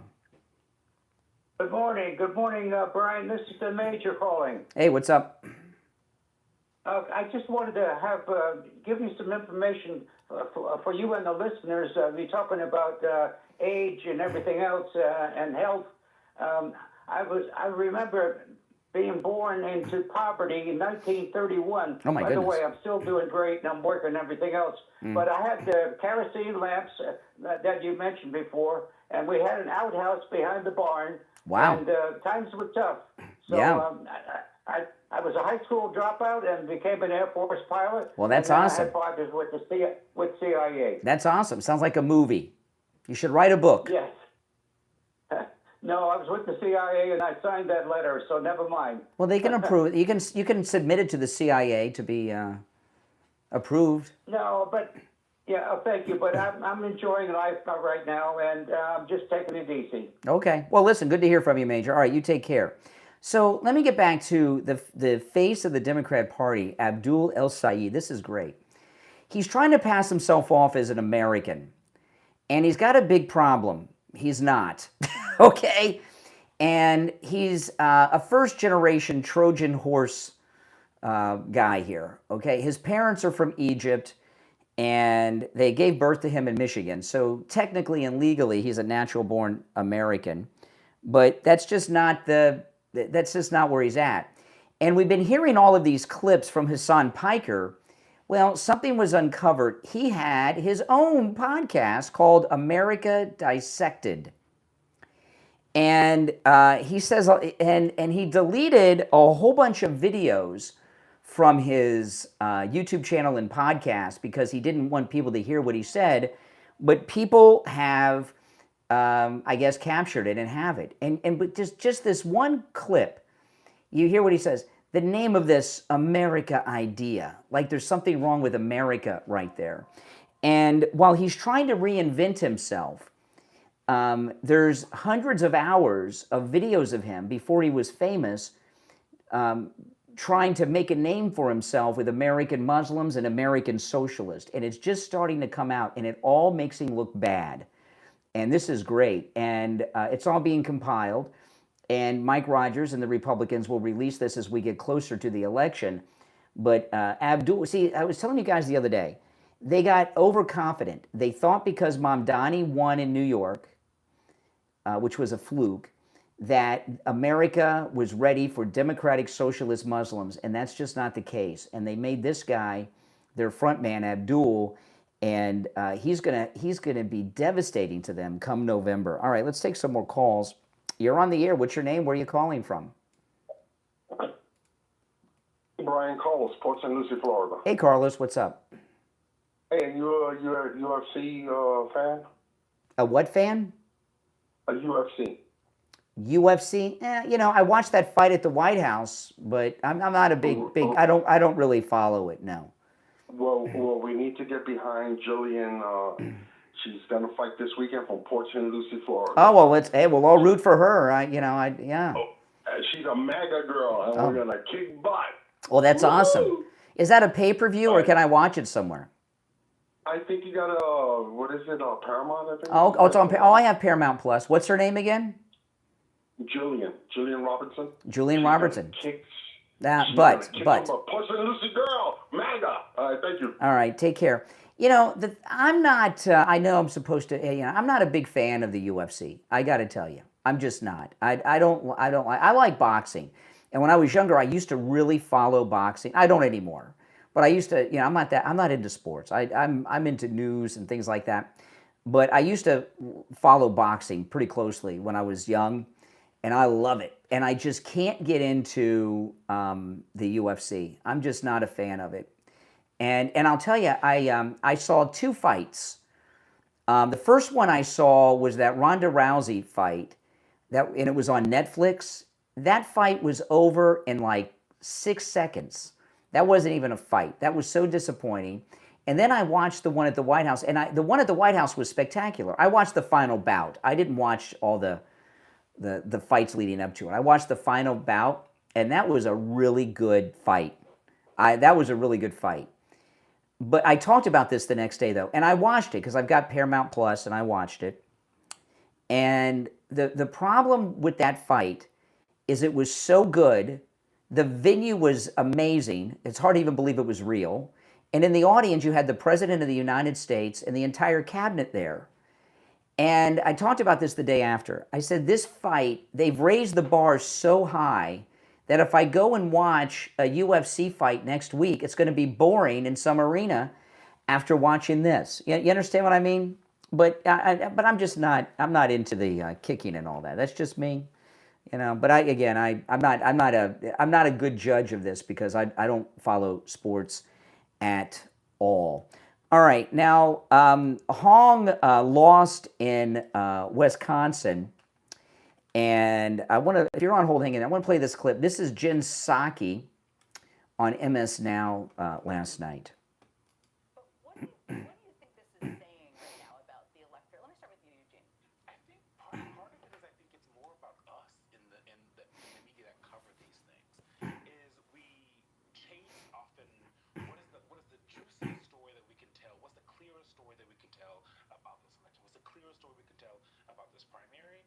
Instead of sometimes just letting the voters tell us what it is. What we heard Exactly. on the ground is that some people weren't interested in Francesca Hong to vote for. Just because someone goes to a rally does not mean they're going to vote for that person on Tuesday, right? It doesn't mean that they are going to actually think that person can be electable. And so we have to do a better job as here and that. But the larger media ecosystem in making sure that when we're telling the stories, we're telling all the stories. The exciting part of Francesca Hong is that, out of nowhere, but then maybe that's not the story of tonight. Yeah. See, the way it used to work is when people ran for Congress, for the House, for the Senate, and things like this, the way it used to work is they didn't come out of nowhere. You knew who they were. And Donald Trump, we all knew who he was because he'd been famous for a long time. But what I mean by that is they would run for other offices, and then you would get to know them. And with Hong and some of these others, what happens is the Democrats are doing casting. They cast Hong. They cast Graham Plattner, the Nazi. They did casting with Ahmed. And see, when people work their way up, they're vetted time and time again, right, in the election process. And problems come up much earlier, and they don't make it to that upper level. right? A lot of times, some of these local races, people are running for city commissioner, county commissioner, and then you'll find out one guy's had like 12 foreclosures and he's done, right? You know, so usually when people get, and the way it used to work, people get up to that level of running for the House, running for governor, running for the Senate. They had run for lower offices before, maybe not even won, but they still ran, and they were vetted by the public and the media on their way up. When you're doing central casting and you're plucking nobodies out of nowhere, okay, and you're and then you're making them the Senate candidate or the candidate for governor, they're filled with nothing but flaws because they're being introduced to vetting for the first time, and you're finding out she was against Thanksgiving. What? She had to leave a restaurant because there were white people there? What? You know, these are things, if she ran for the school board or something, this would have been vetted out years ago. So one of the problems that Democrats are having, as opposed to recruiting electable people that are proven, they're doing DEI. Okay, Asian, socialist, Muslim, socialist, they're doing the checklist, right?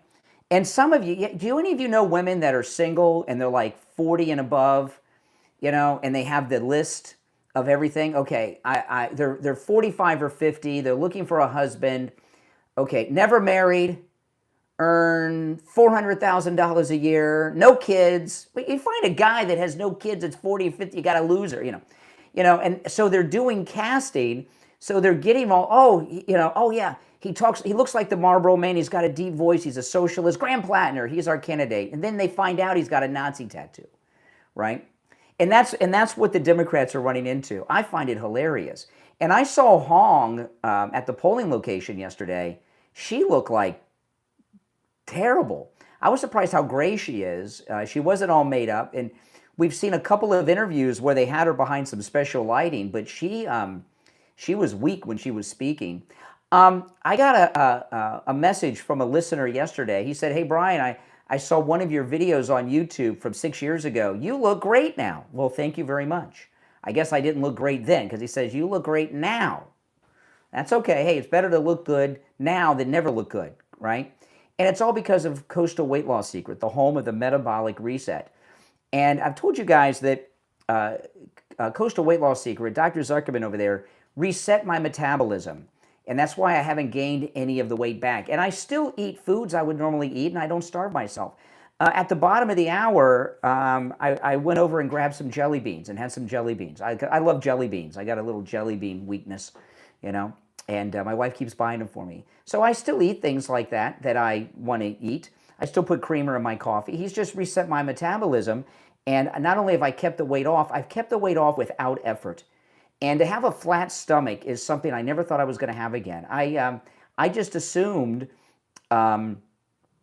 getting a belly was just part of growing older. It's not with Dr. Zuckerman and Coastal Weight Loss Secret. He'll reset your metabolism too. You can do it. I've been on one weight loss program in my entire life. It was Coastal Weight Loss Secret. It worked. I lost more weight than I set out to lose, and I've kept it all off. Give Coastal Weight Loss Secret a call. You know, virtual appointments are available, so no matter where you're located in the world, they can help you, okay? 561-359-3418. 561-359-3418. That's 561-359-3418. And online, coastalweightloss.secret.com. All right, 2 hours down, 1 to go. It's the Steve Kane Show, Florida's longest running radio show. We'll take our break for the top, come back with more calls. Steve Kane will be joining us. We'll continue to break down everything that happened last night in the primaries. If you'd like to call in, please do. The number's toll-free, 888-465-2631. 888-465-2631. It's a toll-free call no matter where you are listening. This is the Steve Kane Show, Florida's longest running radio show. On the radio since 1977, celebrating 49 years on the radio. Back right after this.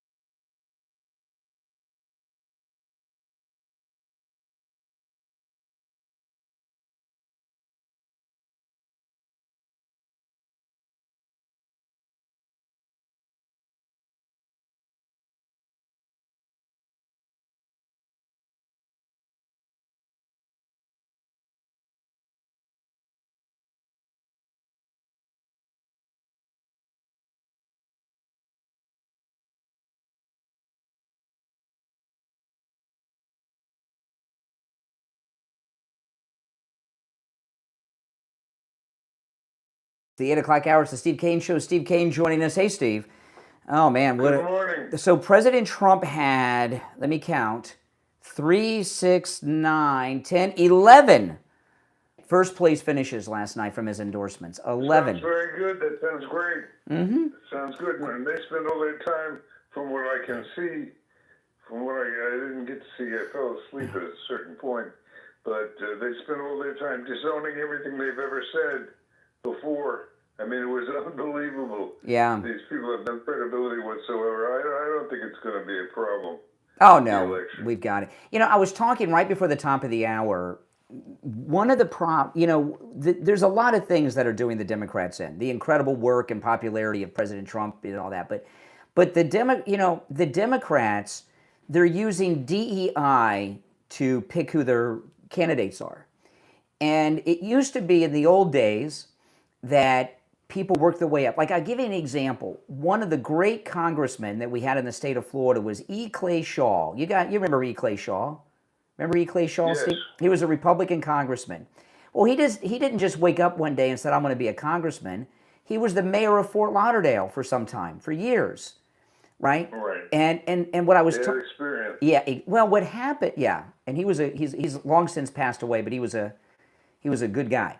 But anyway, what they're running into with these candidates, we saw it with the Nazi Graham Plattner, this Hong that just lost, the Democrat Socialist in Wisconsin.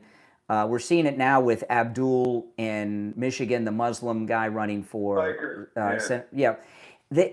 as opposed to people working their way up, they're doing DEI. Okay, we need a Democrat Socialist.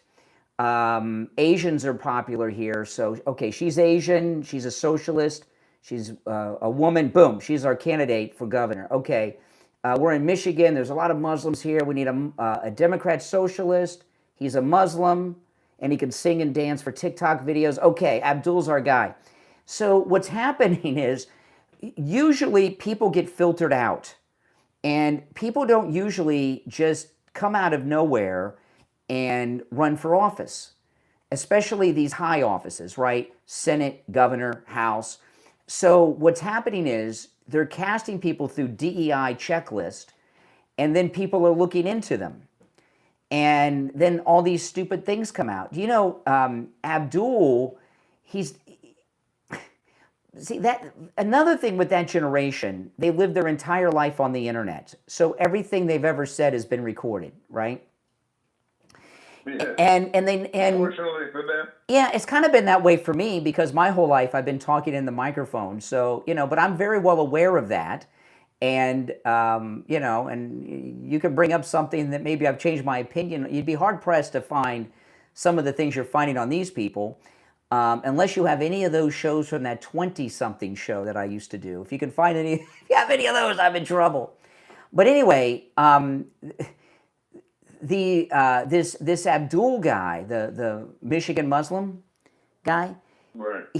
He was talking about how Americans, and notice how he talks about Americans as if he's not one of them, right? He doesn't say we, he says Americans. So he doesn't even identify as one of us. He's trying to now. He was saying, can Americans celebrate the 4th of July without fireworks? Why do Americans have to use fireworks? Why are Americans putting fireworks off in the sky? So you see these interviews. I know that seems like a minor thing, fireworks. But if you see these interviews of him and you continually hear him say things that he's not an American, he's not one of us. Right? He talks like a foreigner because that's who his audience was. And now all of a sudden, because he won a primary, he thinks he can pivot and sound like an average American Midwesterner who just prays 5 times a day in the Holy Quran. Well, whatever it is, it sounds like it didn't work last night for him. Well, he won his primary last week or the week before, but what's happened is he's become the face. Well, I'm not just talking about him. I'm talking about the candidates, the Muslim candidates as a whole. No, it's not going well. They spent their whole time taking back everything they Yeah. did in the last couple of months. Yeah. So you can't do even the Democrats are not that stupid. They can't see the difference. Yeah, like and they feel like their intelligence exactly is being insulted. Like Hong as an example. Okay, this thing about her being against Thanksgiving. If she had come up through politics in the right way, she would have been weeded out when she was running for county commission or something, saying something so stupid. And the Democrats, they're not going to do well in November because the way they haven't been recruiting electable candidates. They've been casting actors to fit a role in a certain area of the country, right? Like Graham Plattner was the Nazi. They got him because they thought he looked like the Marlboro Man, and he would attract men to the Democrat Party in that race. And then you find out he's a Nazi who's been accused of rape. So they're not vetting; they're casting, and people used to be vetted before they got to this level. And that's why they're flawed people that are going to be destroyed when we get to the general election in the primary. Now I was talking. Yeah, the order has changed for them in the days of the primary. In the past, they used to be able to say all this anti-American crap, and they were talking to an audience that was sympathetic to those bizarre ideas. But now it's, no more Mr. Nice Guy. Exactly. And the public has turned on them, and it's going to continue to go that way. Indeed. You got to hope. Yeah, exactly. So things are going well for us. And, and President Trump had 11 endorsed first-place finishes. Now, I'm including in that, because the president's including that, Darlene Graham, Lindsey Graham's sister, there's going to be a runoff in that race. Okay, she came in first place, but not by enough to declare victory. So there's going to be a runoff in a couple weeks, but she'll win it because she already won, right? She'll win it. And Darlene Graham, I love her because every time she talks, all she does is saying, we need to pass the Save America Act. And the last thing her brother was working on was trying to pass that. So she's made it her mission to pass the Save America Act. And I'm predicting that she's going to end up being the running mate for J.D. Vance or Marco Rubio when they run. She's going to be vice president one day. You don't like Darlene Graham? I didn't say I didn't like her. I don't think she's a good presidential candidate. She doesn't have the experience. Yeah, she's good. I like her. When you're picking a vice presidential candidate, you've got to pick somebody that is qualified to be president. And I think she's fine to be a state senator. I think they'll shepherd her through and hold her hand and get her used to the job, and they'll ease her in, and she'll be okay on the senatorial level. But I don't believe that she's going to be set to run problems. For example, what's going on in the Mideast. Oh, I don't know. I think she's very good. She's going to do. She is going to be a MAGA Republican leader for the rest of her life when she pulls. Yes, whatever that means, you're right, but that doesn't mean she's qualified to be president. Well, I'm talking about vice president. I'm talking about vice president. But the vice president has to be qualified to be president. Yeah. Doesn't he? They could. Yeah, they could be. But I like her. But you look at who we have, and they've got nobody, right? They have no one. But I'm going to make I know who the Democrats' president and vice presidential candidates are. They're looking to make them in 2026. It's going to be Fetterman at the top of the ticket and AOC at the bottom of the ticket. Fetterman and AOC. That's who they're planning on running. Mm-hmm. Now anything could change. Anything. Well, Fetterman's wearing suits, and he sounds so reasonable all the time. I understand, and I love him. I think he's a great candidate, but he's not going to be the presidential candidate. For the Democrats? He's alienated too many people in the party. Well, he's gonna run. Hold on, Steve. Let me answer these lines that are coming in. And AOC has gone mainstream. She's done several things. Well, AOC is another story. AOC is a likely candidate. In fact, if I had to for pick vice one president person at this point, I'm talking about president. She's going to be. I think AOC right now. I would put my money on her as the front runner for the presidential nomination. For the okay. I want to. She's going to run, but I'm predicting Fetterman and AOC. And now anything could change. She's been doing weird stuff, right? She's distancing herself from the Socialist, and then she did this weird freezing her eggs thing yesterday. I mean, over the weekend, this thing What with. the hell was that about?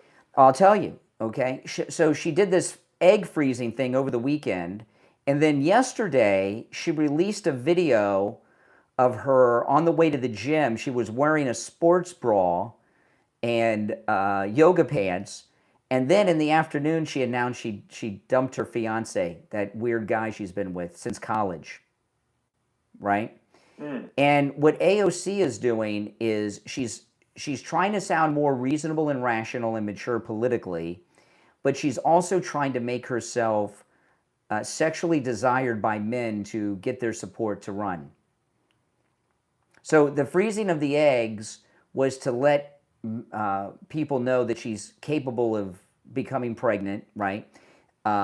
She dumped the fiance boyfriend because she wants guys to think she's obtainable, and she's doing videos wearing bras to try to get men more interested in her. She's turning herself into an OnlyFans congresswoman is what she's doing. It's very strange what she's doing. But she's definitely, all this is a setup to run in 2026. No doubt about it. And the Democrat Socialists are destroying the party when you see AOC distancing herself from them. We got to take a break. So if you'd like to call in, please do. Anything that's election related is fair game, okay? So if you got anything that's election related, feel free to call in about it. But first I want to talk about Sloman Central Air Conditioning. If your air conditioning is blowing hot air, if it's running all day and not cooling your house, if you have rooms in your house that no matter what you do and how long or how low you set your AC, they're still hot, you need a new air conditioning unit. And Sloman's Central Air Conditioning is offering a high-efficiency 5-ton 18-SEER system that uses R454B refrigerant for just $59.99 with zero down, zero payments, and zero interest for 18 months. It comes with a 5-year bumper-to-bumper service plan, which includes annual system maintenance, filter replacement, and refrigerant. So there's no annual maintenance cost. And you'll also receive the Sloman Shield home security system installed with 5 years of professional central station monitoring included with your AC package. Give them a call right now, 561-217-COOL. That's COOL. 561-217-COOL. 561-217-COOL. We'll be right back.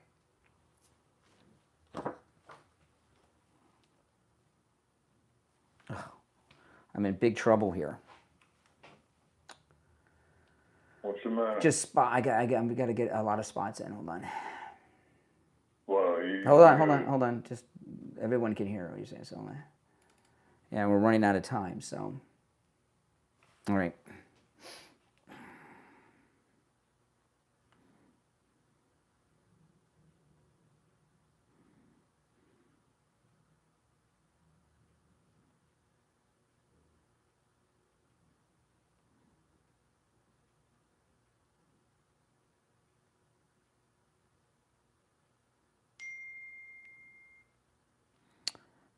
Okay.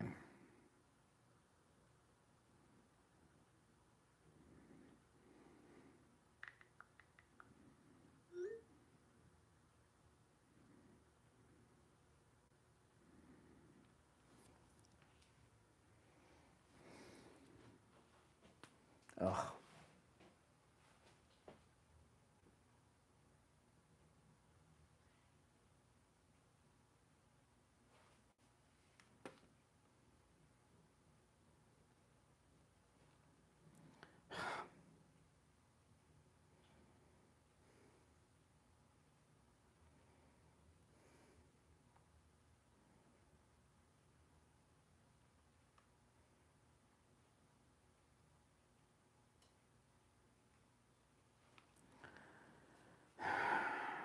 Okay, we've got about 90 seconds. All right.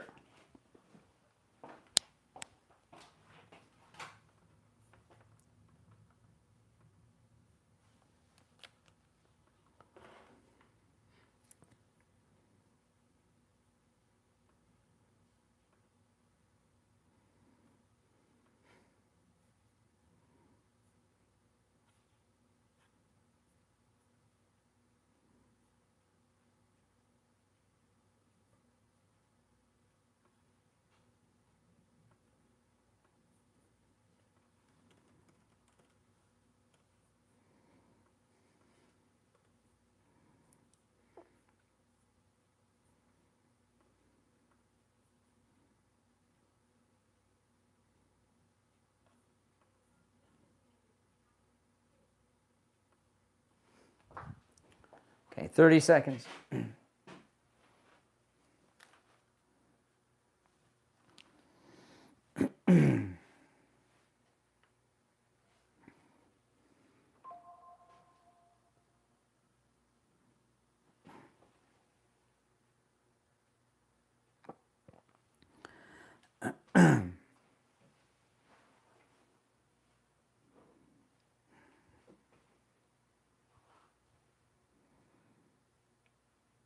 All right, we're back. It's the Steve Kane Show. I'm Brian. Steve Kane is here. Our number is 888-465-2631. 888-465-2631. It's a toll-free call no matter where you're listening, and anything that's election-related is fair game today because there's so many different things going on and so many stories with this. It's hard to just focus in on one. We're at a crossroads in American history. Oh, this is a big one. It really is a big one. And, you know, I was talking earlier, Steve, in Florida, we are way ahead. This is the first time this has ever happened. Republican early voting and mail-in voting is far surpassing Democrats. Democrats usually are ahead in early voting and mail-in voting. We are ahead in early voting and mail-in votes by over 40,000 votes. Right, so I mean, if we get that kind of turnout, it's going to end well. Well, it shows the momentum's on our side, right? Yeah. And it really it is. It would appear so. Yeah. Now these are just primaries, okay? So Republicans will win all the elections, and Democrats will win all the elections if you count the Socialist as Democrats. But the Democrats are emerging from this, even though you're right that it's a primary. The Democrats are emerging from the primary badly wounded. Yes. And very split. Mm-hmm. And of course, nothing could suit us better. And the turnout, being overwhelmingly Republican by far in the early votes and everything, shows we're the ones with momentum. It shows people are paying attention. Yeah, and we have momentum. You can really ask for. And they have nothing. Yeah. You know, and there's another thing too. I was talking about this earlier, and I was kind of trying to get to this yesterday, but we didn't get to it before the end. In primaries, one of the things there's certain primaries you get involved in, like this governor's race with Byron Donalds, because he had this nasty fish sticks guy, right? But he's a loser, so it's not a problem now. But what happens a lot of times, you get involved in these primaries with your own party. And you start making your picks. Okay, we got this primary. It's a three-way primary for the House, and this person is that, and they're this, and they're these terrible things. And then they win the primary. So then, then you find yourself supporting someone that you were saying was a creep and a loser or a crook, you know, for 6 months. And it seems that the Republicans. I know President Trump has made endorsements, and he's won most all of them. He had 11 victories last night. Mike Lindell lost, but that was expected. But you haven't heard, and this is an unusual thing during these types of elections, you haven't heard Republican infighting, Steve. I don't think I've heard really any Republican infighting, right? And none. We're just kind of letting everything be, and whoever wins is the candidate. That's very interesting. Never, yeah, and the only thing there's been any controversy is with the governor's race in Florida, because everyone, Byron Donalds in the last poll, and he still maintains this, has a 36-point lead from the number 2, and that's amazing. But these guys that were lower than him, in particular Fish Sticks, who's in 4th place, were throwing mud at Byron Donalds. We've talked about that a little bit, but Byron Donalds did not even agree to debate the other ones because he's so far ahead. They're not at his level. Why debate them? And by the way, you keep referring to Fish Sticks. Who is Fish Sticks? Fishback is his name. He's running in the Republican primary for governor against Byron Donalds. I call him Fish Sticks. How do you get the name? Give me the etymology. His name is Fishback, and he's a punk, and I call him Fish Sticks. Okay. Yeah. Is that what they're calling him in the newspaper? No, that's what I call him. Fish Sticks. Oh, okay. All right. It's just a little ridicule. You've left an indelible mark. Oh, I'm sure I'm not the first person to call him Fish Sticks in his life. He probably grew up with that in school. It's a pretty good one. But usually Republicans are fighting it out, and people have called us in the last couple of weeks to get involved in these primaries with different House races and such, and I've been resistant to it. And the ones that have called me about that are either Democrats or never Trumpers, and the purpose for that is they want us to hold on, Steve, I'll answer these lines. What they want us to do is attack a Republican, and in case they win the primary, they want to be able to say for 6 months, oh, you want us to vote for this guy running for Congress? You said he was a creep last week. Well, we're not falling for that trap. But when our primary's over, we'll start talking about them. But things are going very, very well. All right, you want to take some calls? Let's do it. All right, 888-465-2631. You're on the air. What's your name? Where are you calling from? Good morning, Brian and Steve. This is Dave from Pennsylvania. Hey, Dave. Hey, how are you this morning? Good. And yourself? Good. I heard you guys talking about Lindsey Graham's sister, and Brian was mentioning about, maybe you'd like to see her as vice president, which she sounds like she's okay, but my thing is she just got her foot in the door, and I don't want her to be another Bondi or Barrett, or, somebody that might disappoint you. And who I would think would be a good running mate, I like Rubio as president. And Rubio is great. I'd like to see as vice president would be Laura Loomer. Oh, well, you're playing fantasy games. I think she'd be good, though.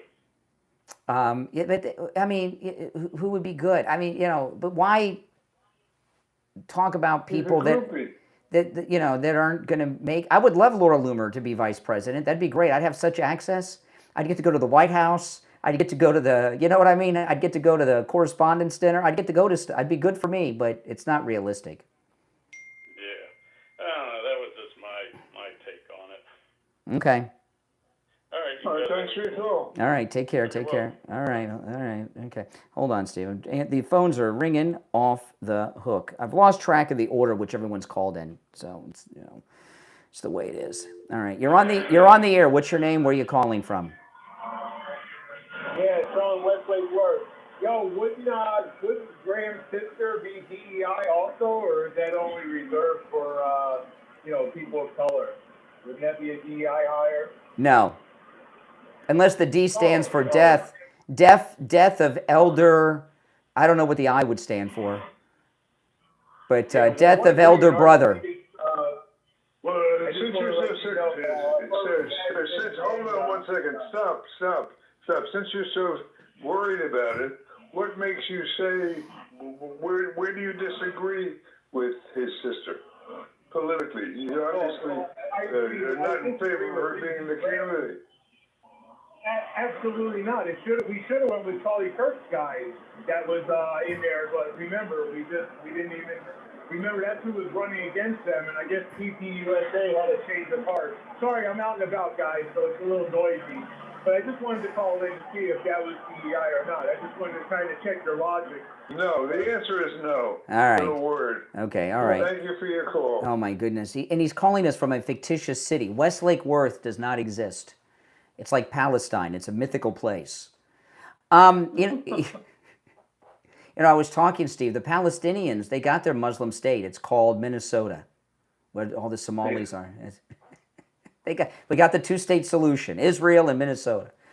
August is National Wellness Month, and that's a great way to remember, okay, August is National Wellness Month, and every year you want to go to life imaging for your heart scan. That's just the way to do it. And I got to tell you, Steve, you've been through this more than me because you're older than me, but when you get to be a certain age, people that start dying, right? And heart attack. Yeah, it is. I mean, you live long enough, and you're the last man standing, right? But every time I read a newspaper, I see it. Exactly. Somebody I know. Exactly. But a lot of people, they die from both heart attacks and cancers, and everyone that I have not known a single person who's had a heart attack, whether they died or survived, where they said, oh, I knew it was coming.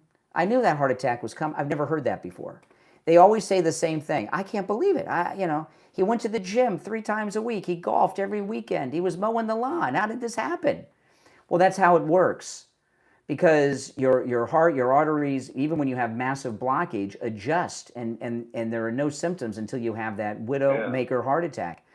Listen, call Life Imaging FLA. You should have this scan done every year, okay? And remember, August is National Health Month. That's a great way to remember to do it every year. And when you're over at Life Imaging, make sure you ask about their full body cancer screening and virtual colonography, and say goodbye to sedation. Call right now for your free heart scan with a few minimum requirements, valued at $699.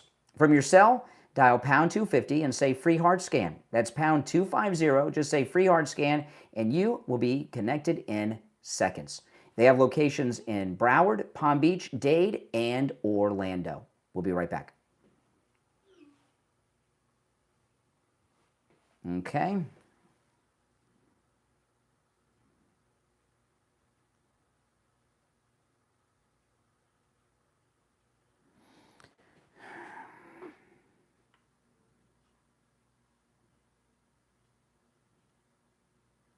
Lori? Hold on, Steve. Hold on. Hello? Yeah, hold on, Steve.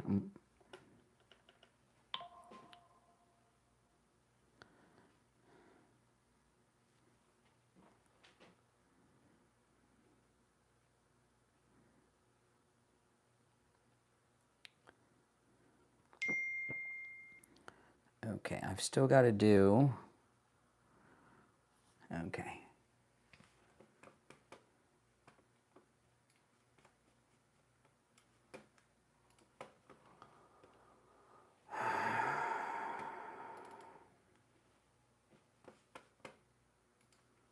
Okay, hold on, Steve, for a sec. Okay. Steve, are you there? Okay. Hang in there.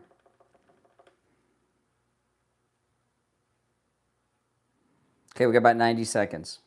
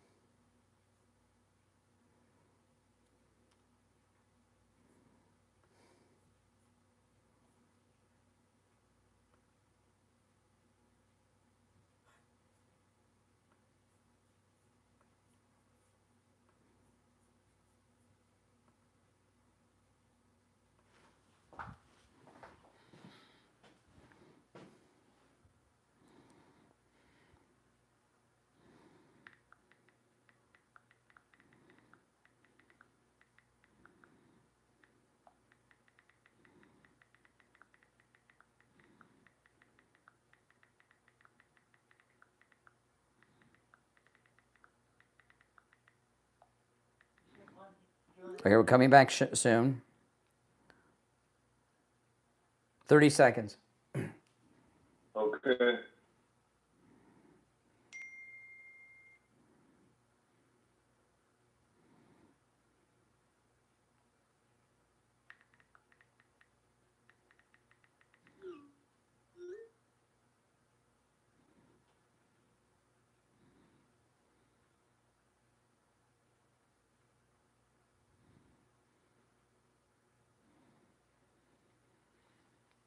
All right, we are back. I'm Brian. Steve Kane is here.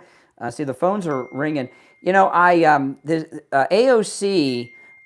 broke up with her fiance. She's been with since college, and I was just reading. They're saying that he's worth millions of dollars.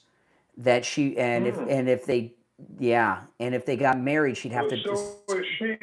No, So she's is not. She is not. Based on the money she stole. AOC is not. She's worth a couple $100,000 on her financial disclosure. And if they got married, they would have to disclose. That would become part of hers. She's the only Democrat socialist who's not a millionaire.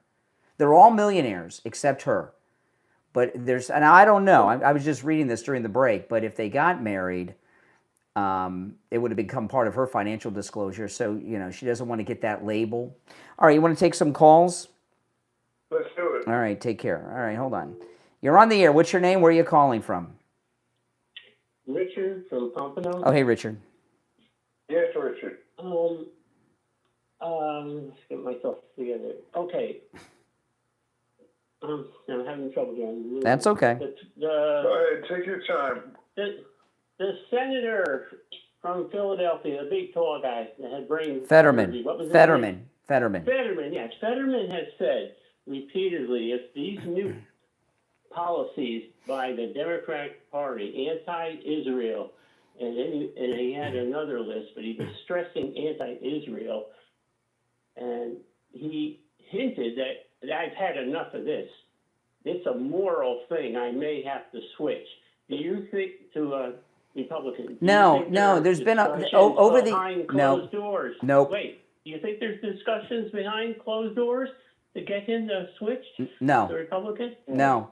I'll tell you why. There's been a couple of high-profile Democrat senators. The most famous is Joe Lieberman. The other one, I cannot remember his name. He did this right before Joe Lieberman.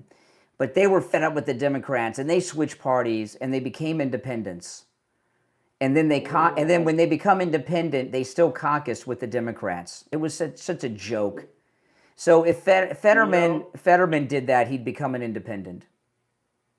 All right. You know what? I think as that part of the news was a commentator said he would probably become independent. They're wide, yeah. Okay, and when they're independent, they decide who they want to caucus with, and they always caucus with the Democrats, meaning their seat counts towards the Democrats. It's all garbage. I'm just so glad he's speaking clearly now. He's recovered. No, but he votes with the Democrats almost 100%. He talks right, but he votes with them. You can't trust Fetterman. I just want more. All right. I just want more Republicans in there. Well, he's not one of them. All right, you take care. That's and I don't think. Oh boy, yeah. Okay, I got you back. Okay, I don't think he's going to leave the Democrats because that would stop him from running for president. He's going to stay a Democrat. What the Democrats are doing is they're trying to rebrand themselves as moderates, and that they've realized this wackadoodle liberalism, wokeism, is not electable outside of Manhattan, right, or San Francisco or something. So they're going to try to come back as normal people again. That's why AOC is doing the things she's doing. It's why Fetterman's talking the way he's talking. All right, you want to take some more calls, Steve? All right, let's go. You're on the air. What's your name? Where are you calling from? Yes, this is Steve from Staten Island. Hey, Steve. And the thing is, my feeling is on Fetterman is this is the only guy who has a sense. Amazingly enough, with the Democrat, he has a sense and he can figure things out. That's the thing. Is what I love about the guy, and he is. I say, yeah, he's faithful to the Democrats, but he sees the Democrats are going a little crazy. So I agree. If anything, he'd rather be independent. You talking about who? You talking about Fetterman? Fetterman, yeah. No, I was talking about this yesterday. What I believe the Democrats are doing, the Democrat establishment, which Fetterman's a part of, they're planning on They know they're going to lose the midterms. They're going to lose the midterms. They're going to blame the Democrat socialist wokesters and rebrand themselves as a reasonable mainstream party that's rejecting all this stupidity, men and women's sports, no cops, open borders, and try to trick people into supporting them again in 2028. That's what they're planning. And that's what I think they're doing. So what I'm telling you is you can't believe them. You can't believe Fetterman. No, he was a hardcore left-wing lunatic when he first ran for the Senate. Oh, me, I guess maybe he's milled out or something, but he wants to win a national election. Plus, Pennsylvania went for Trump, So it's got more conservative. So he's worried about his own reelection in 2 years. Right, true. The thing is that Trump and the Republicans have been kicking butt. They've been doing it. You look at the fact as their, let's say, report card, A+. Mm. Now the thing is, like I said, they're so things mixed up with the Democrats. Oh, this with the other side being it's just a whole mass of. Listen, there's no. This is what you got to understand. There's no such thing as a good, reasonable Democrat. If they sound good and reasonable, they're lying. No, I never saw it had anything good in them. Yeah. So don't be tricked by Fetterman sounding reasonable or AOC turning herself into an OnlyFans girl, Congressman. You don't be fooled by them. They're still. What are you talking about? You saying you don't think Fetterman's for real? No, I think he's a complete liar. Give me something to back that up. I tell you this every. He votes with the Democrats over 90% of the time in the Senate. What difference does that make? Well, it means that he's not really reasonable. He says the right things on television, but when it comes to the votes, he's with them. Well, he may believe. I'm sure he has. I'm sure he believes some of the Democratic beliefs, but he doesn't like what they've become. And if he doesn't deserve credit for standing up and taking flack, nobody does. I don't think he stood up. You know, what he doesn't like that they've become are losers, and he wants the Democrats to be winners. So he's trying to pass himself off as a reasonable person. He's not. No, you can't trust him. No. Mm-mm. Well, I disagree. I mean, look, he's even wearing suits. All right, hey, let's appreciate the. He's even wearing like proper clothes now. He's not wearing the basketball clothes anymore. So what? He's a liar.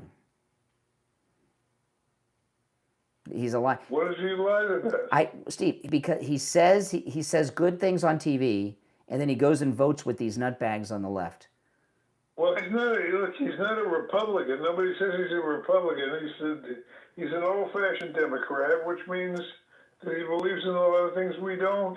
Which is everything. But that doesn't mean he doesn't have courage to stand up the way he has. He does stand against the anti-Semitism. That is true. Well, you must have to give him credit for that. I don't believe him. I don't trust anything Fetterman says. Yeah.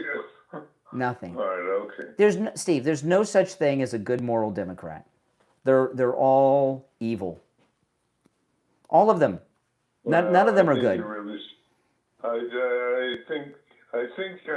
find when I talk to Democrats, a lot of them are basically confused, and they don't really understand what's going on around them, and they have a lot of beliefs that are incorrect. But I wouldn't call them all liars. I'm not talking about. We're talking about different Democrats. I'm talking about the Democrats that hold office or run for office. I'm not talking about like regular people. Most regular people that are Democrats are just uninformed. So we're talking about two different groups of people. All right, we'll take another call. Yeah, well, they're uninformed, and the other thing is they stay away from news sources that would give them information they don't want to hear. That's correct. Well, let's take one or two calls before we break. Okay. Go ahead. The Gold Report's coming up. You're on the air. What's your name? Where are you calling from? Hi, good morning. This is Dave from Martin County. All right. Hello, Dave. How are you? Good morning, Steve. Good morning, Brian. I was looking for a website that would be good to find a MAGA-endorsed candidate in South Florida. Some of them, I'm just afraid I'm going to find a fake one. Yeah, you probably will. Yeah, it's called Donald Trump's True Social. If Donald Trump says they're okay, they're okay. Okay. That's it. And also about Fetterman. Yes. Fetterman, I'll look up. Fetterman just voted against investigations on Fauci. Yes. So he's really not looking to There say you the go. truth. There you go. He's just looking to vote for Democrats. He's trying to Voted sound no on every single. exactly. Right? And he had his head in his hands. He's a liar. Not worthy of it. Fetterman is a liar. Yes, he's a liar. A fake. A fake. Absolutely. Yeah. It's true. Absolutely. He's baiting Yes. He baits people, and they're not worthy of your vote. But you know, when you talk about MAGA people at the local level, that's very difficult because a lot of people claim to be MAGA that aren't, and a lot of the local people don't have enough footprint to really know for sure.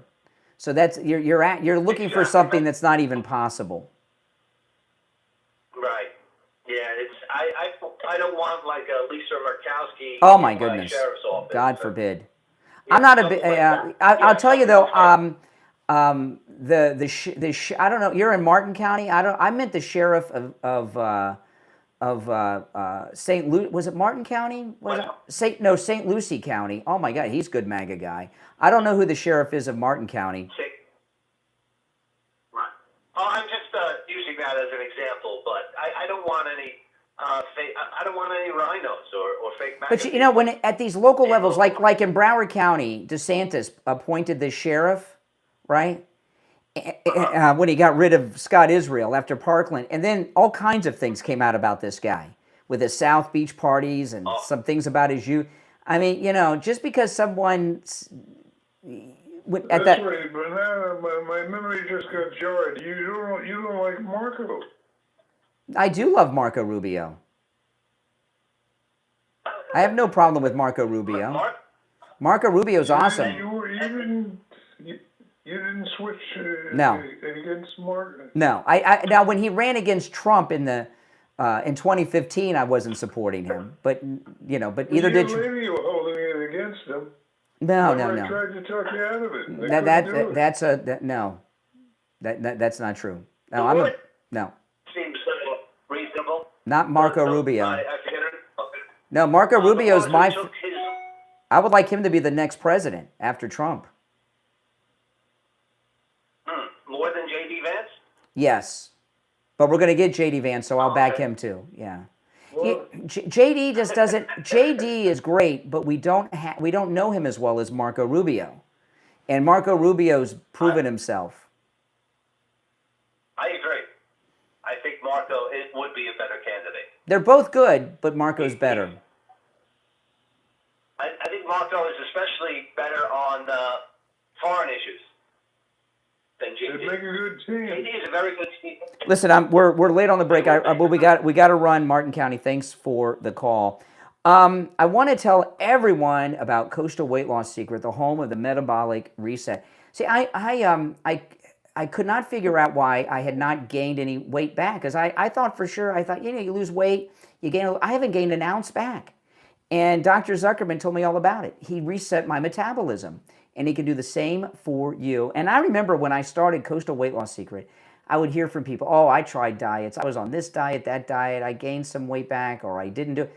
I have been on one diet plan in my entire life, Coastal Weight Loss Secret. It was the first time I ever tried to lose weight, and I lost the weight. I lost more than I set out to lose, and I've kept it back. I've kept it all off. I have not gained back a single ounce. I weigh what I weighed 30 years ago when my wife and I got married. You can do it. It works.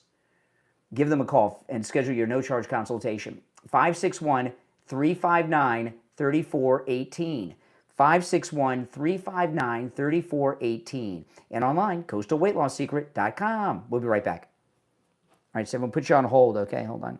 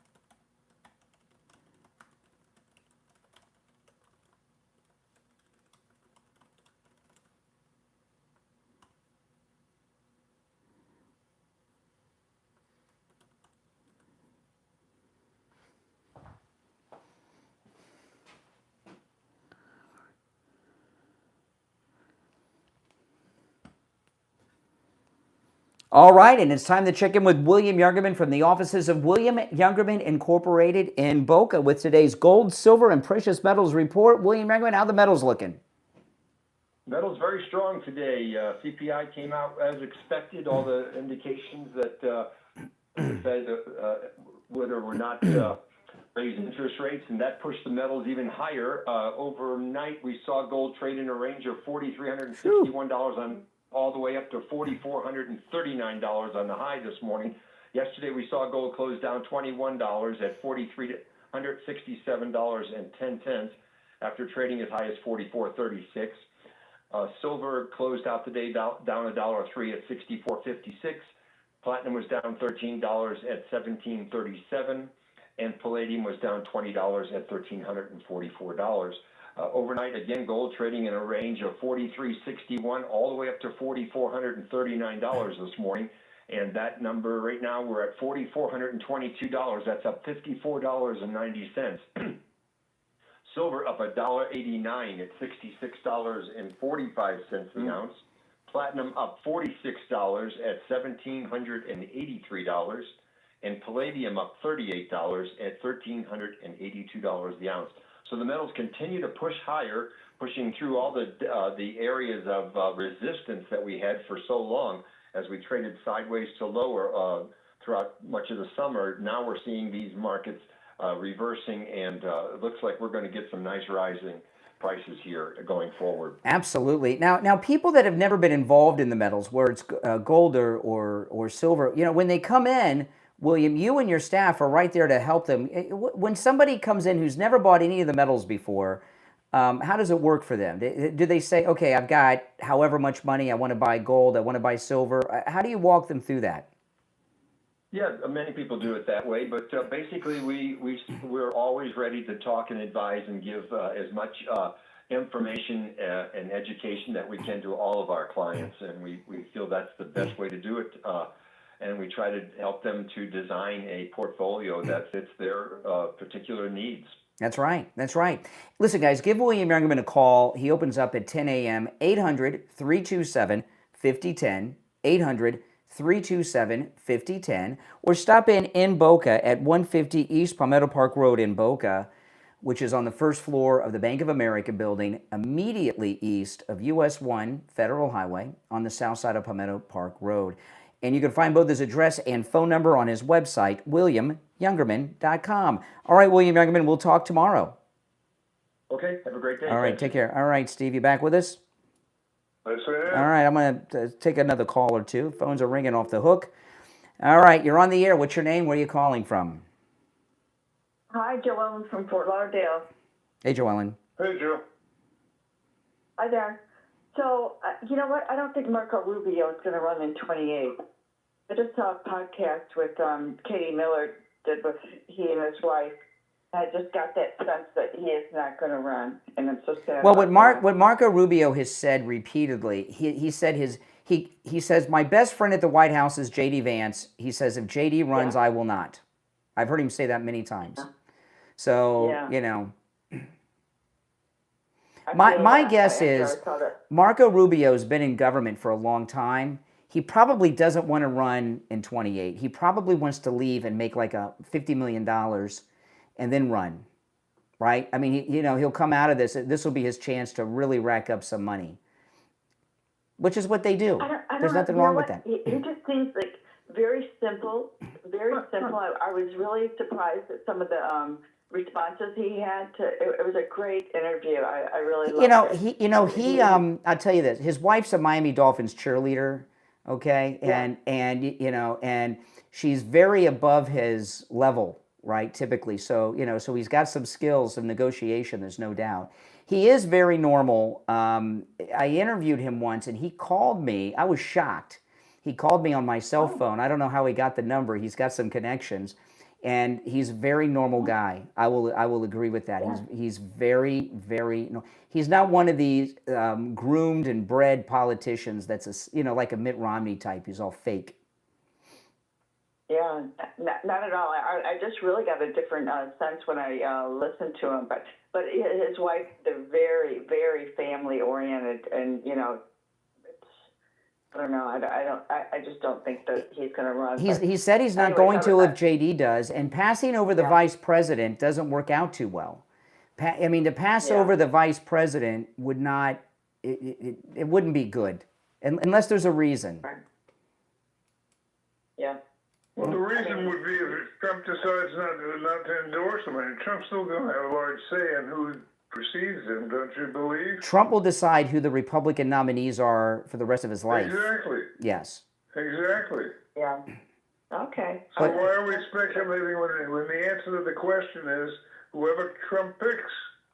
Well, people are getting excited. The biggest problem we have is we have too many good people. That's a good problem to have. Yeah, I would agree with that. All right, appreciate the call, Joellen. All right, take care.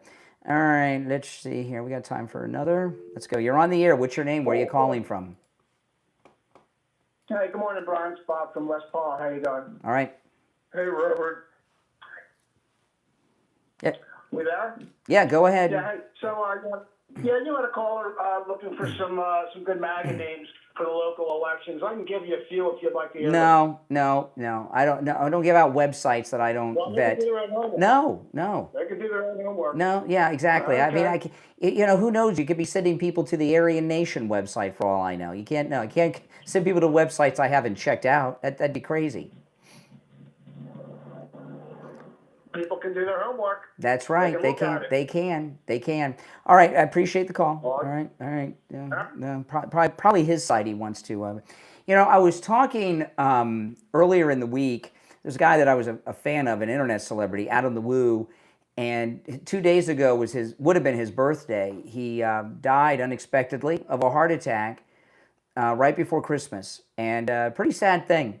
And I was such a big fan of his. I am at some point going to go visit his grave up in Central Florida next time I'm up in that area.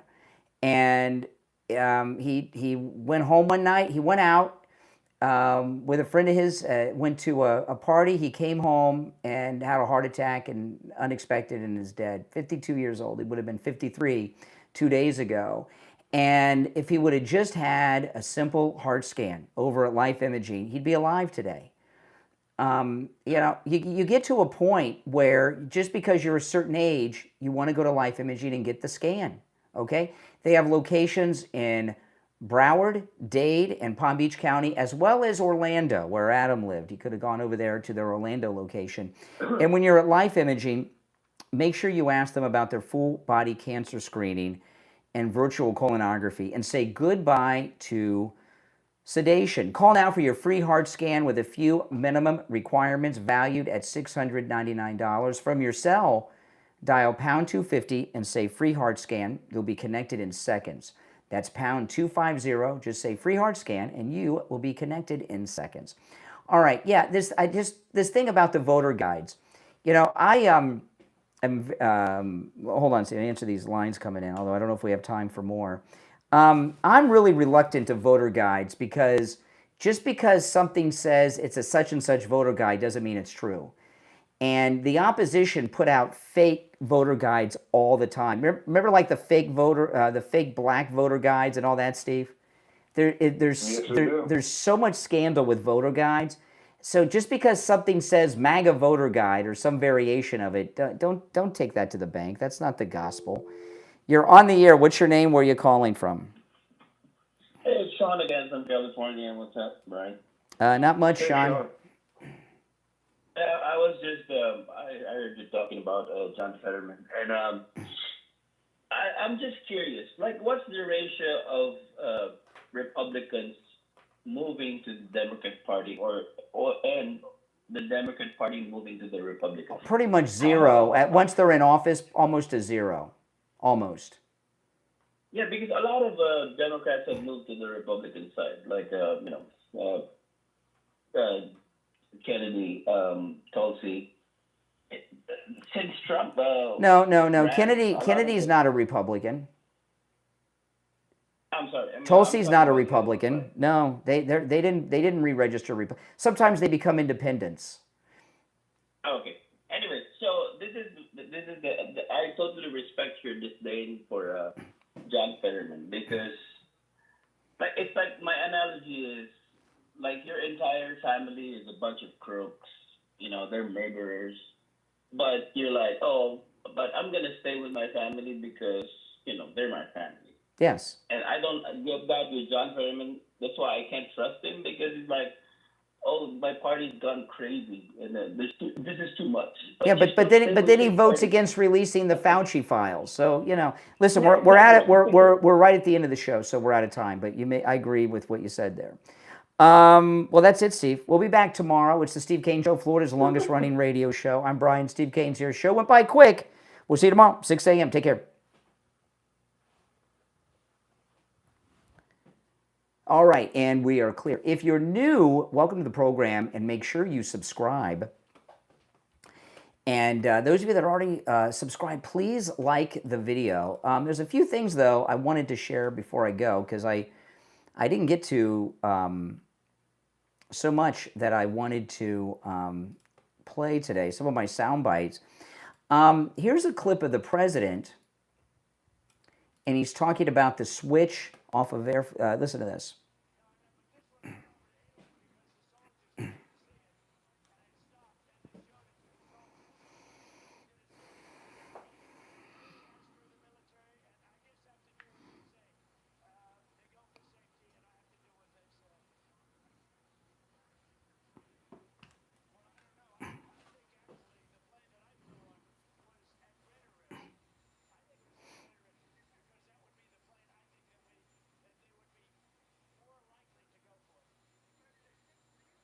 So what he's saying is the press were actually, that was on the so-called decoy plane, were actually on a safer plane than he was on. So they would have been much better off. Here's another clip of him, a little better audio, talking about what happened here. The press are really pissed off about that switch, aren't they? They really are. They can't stand it. Let's see here. Oh, I lost my mouse. Where did my mouse go? Hold on. I hate when that happens. My mouse just disappeared. Well, luckily the show's over. Well, at least the radio show. Hold on. I can't find the cursor to my mouse. It'll come back up in a second. This happened to me yesterday on the program. Hold on a second here. Technical error. See, I'm doing the post show and I'm having a technical error.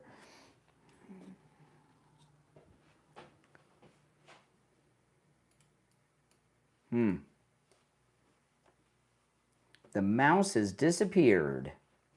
Ugh, I hate when that happens.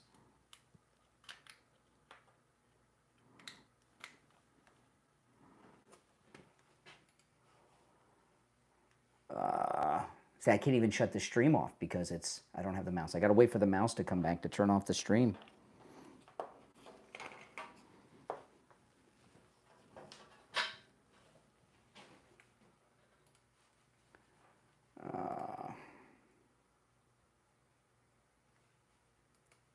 Oh, that's great. This happened to me yesterday or the day before during the show. I think it was yesterday's show. Maybe I need a new mouse.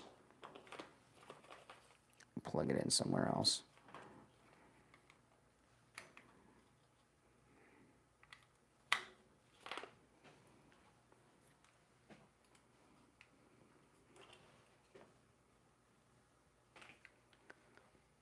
There we go. Okay, I got the mouse back, thankfully so. I just had to plug it. I had to plug it into another USB.